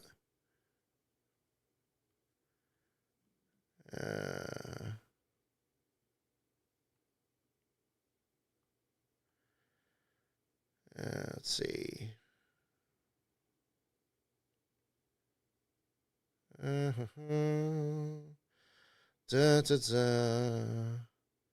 Okay, how about this? How about this one? I don't think we've had this one, and maybe we haven't in a while. Okay, here we go. Last question for the evening, folks. Here we are. What driver won the Winston West Series first street race in Tacoma in 1986? What driver won the Winston West Series first street race in Tacoma in 1986?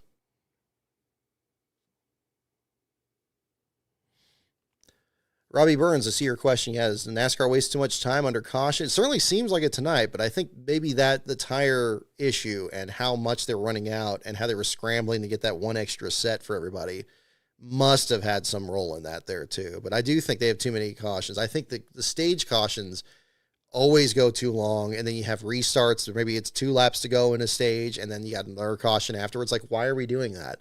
It just gets ridiculous. Like, they need to really revisit that, and hopefully it does.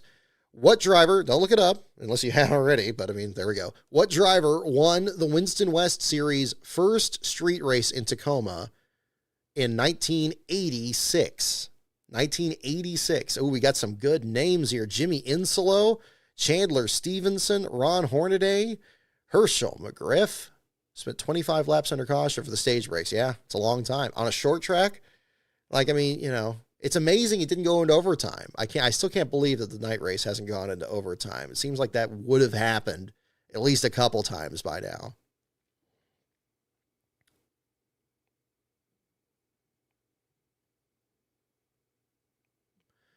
What driver won the Winston West Series first street race in Tacoma in 1986?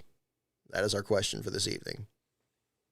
Yeah, it does ruin the natural flow of the race. And it messes it up, especially at a road course. I always found like the road courses, it's just unnecessary. It doesn't have to be played out that way. It could be in such a way where, sometimes it goes green for a long time. Again, the great battle that Boyer and Stewart and Kurt, especially Kurt Busch and Boyer had in 2012. I always go back to that because it was 85 laps. And yeah, I mean, when you're in the stands, you're like, oh man, you kind of hope that you're going to have, maybe, the race isn't going to be over too quickly so you can enjoy it. Sears Point tends to be on the shorter side of it there. But yeah, I mean, sometimes that plays out that way. And that was definitely the case then.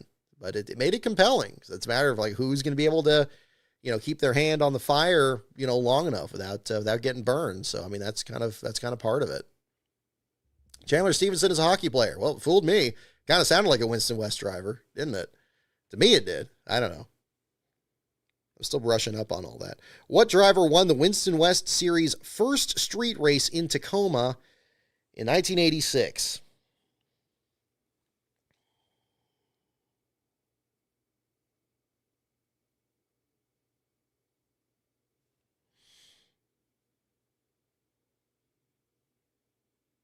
What driver won the Winston West Series first street race in Tacoma in 1986?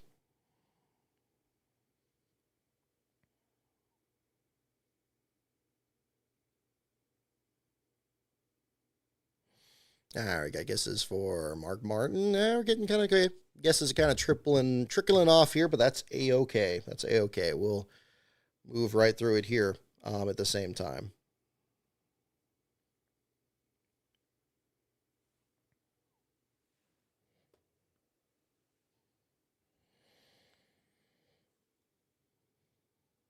Alrighty. What driver won the Winston West Series first street race in Tacoma in 1986? And that will be the last question for this evening. Yeah, Marcus, I'm with you. I feel so bad for Josh Berry and this rough deal here. So it's hopefully, again, they can get a good run or maybe even a win in Vegas and kind of shake that off there or something. And maybe without having that pressure on them that helps. I don't know. But it's just been I couldn't believe it that they had the third last place run tonight. And now we have since heard the official word from NASCAR that tech inspection's complete. And so that will be the article later tonight or first part of tomorrow morning. What driver won the Winston West Series first street race in Tacoma in 1986? And the answer is Herschel McGriff. Herschel McGriff. Charles Peterson, you got it right off the bat. Herschel McGriff is the correct answer. And I think that's, yeah, if you're going to keep stages, halfway break. Halfway break, maybe. I mean, the Truck Series had it.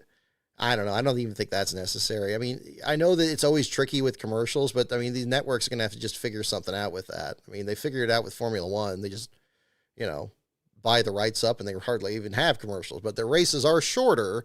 So there's that kind of issue. I know there's been some stirring about like making races shorter. I certainly don't support that. I think the endurance of these cars, the mechanical failures that happen along the way, the ability to design a car that can run at a high performance for a long distance should be kind of the bread and butter of stock car racing. And I know that it started with short tracks and running 200 lap races out there, but it's evolved into, a very varied, kind of testing ground. And it's with, stock style cars. It's still different from, open wheel racing or something that's like that. So yeah, I don't support that either. But Herschel McGriff is the correct answer on that. So yeah, my goodness, Steve, you got that? What was it? Charles Peterson, yeah, you got it there. Oh, I'm scrolled up here. Let me scroll back down here.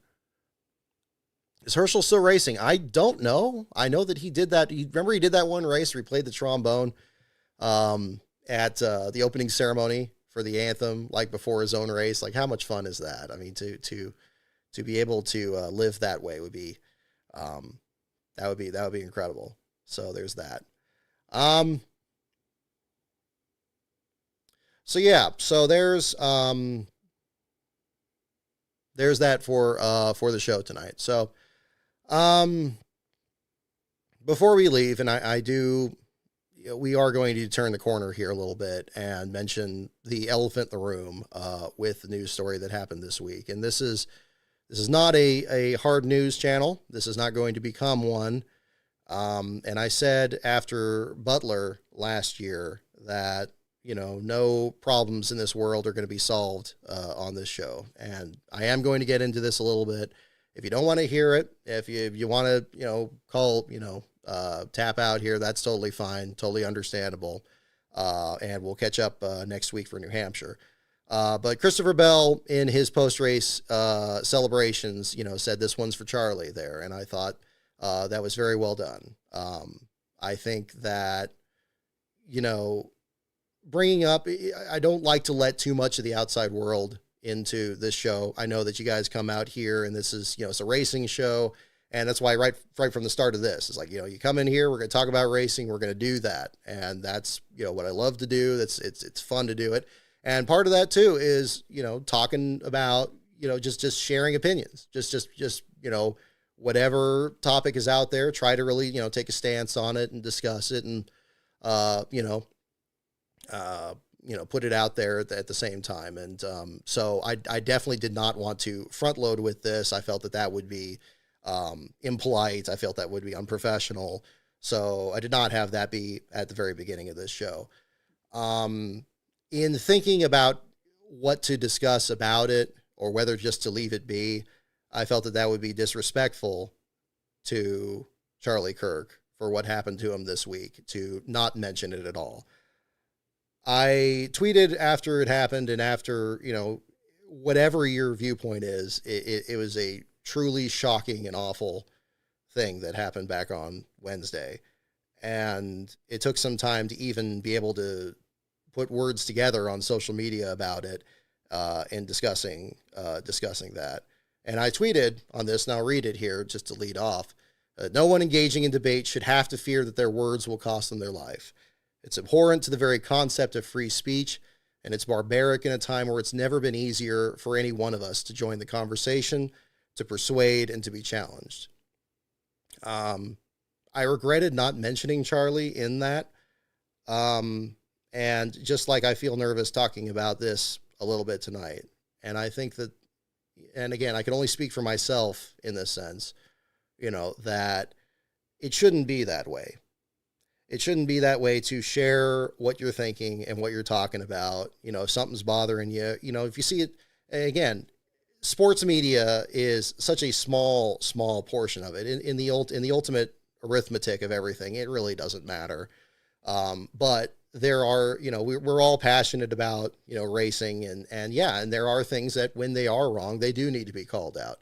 Like we saw today with the fires in the cars and the issues with that. And it's good to bring it up. And I think people should be emboldened to discuss things, but also there is always the challenge. And we live in a world these days where it's easier than ever to join in a conversation. It's easier to have your beliefs challenged. Like I mentioned in there, the same way. And that's tremendously good, but there can also be a lot of, challenges to that too. It's not always pleasant to, have your beliefs challenged or engage in it, but you try to just give the best that you can in that sense. And, it shouldn't be fearful to do that. And, and Charlie Kirk, you may not have agreed with anything, that he said or very much that he said. I will freely admit I didn't follow his content that much, but I admired the fact that he would put out, what his beliefs were and literally present an opportunity for people to challenge those opinions. And I think that's very respectable. And I think a lot of people identify with that. And I think that people are right now going through the steps of really understanding, what, just we've gone too far in one direction here and trying to figure out what the best way to get back there is. And again, this is not, again, a show that's going to be a big part of solving that problem or anything. But as I close out the show tonight, I think I just want to mention that, just don't be afraid to put out your thoughts. I think the worst thing that could happen in the aftermath of that is to have that fear. I think people we need to start talking to each other again. We need to start having that. We need to be emboldened to do it. And people may not agree. There are things I'm sure I talk about on this show that you guys don't agree with or anything like that. And that's fine. And that's why I love that we have this chat here. We have comments in this section. We have a Twitter feed that you can follow on that. And that's great. And I think that's important. And I think that as long as that's maintained, I think that's what everybody should try to do. So I'm not going to go too much further down the road there on that. But I do want to offer my condolences to Charlie and his family and his followers. And I hope for a better day coming. So with that, that will be it for the show this evening. I will see you again next week. We will be back. We will be talking racing. We will be covering the action from New Hampshire for the Cup Series and the Truck Series. We will be following who finishes in last place. And I will, I'm sure, talk about plenty of things that you may or may not disagree, agree with here about racing, and that's all a part of it. And I think that's the important thing to try and take from this. So I wish you all a great week, and I will see you all next week.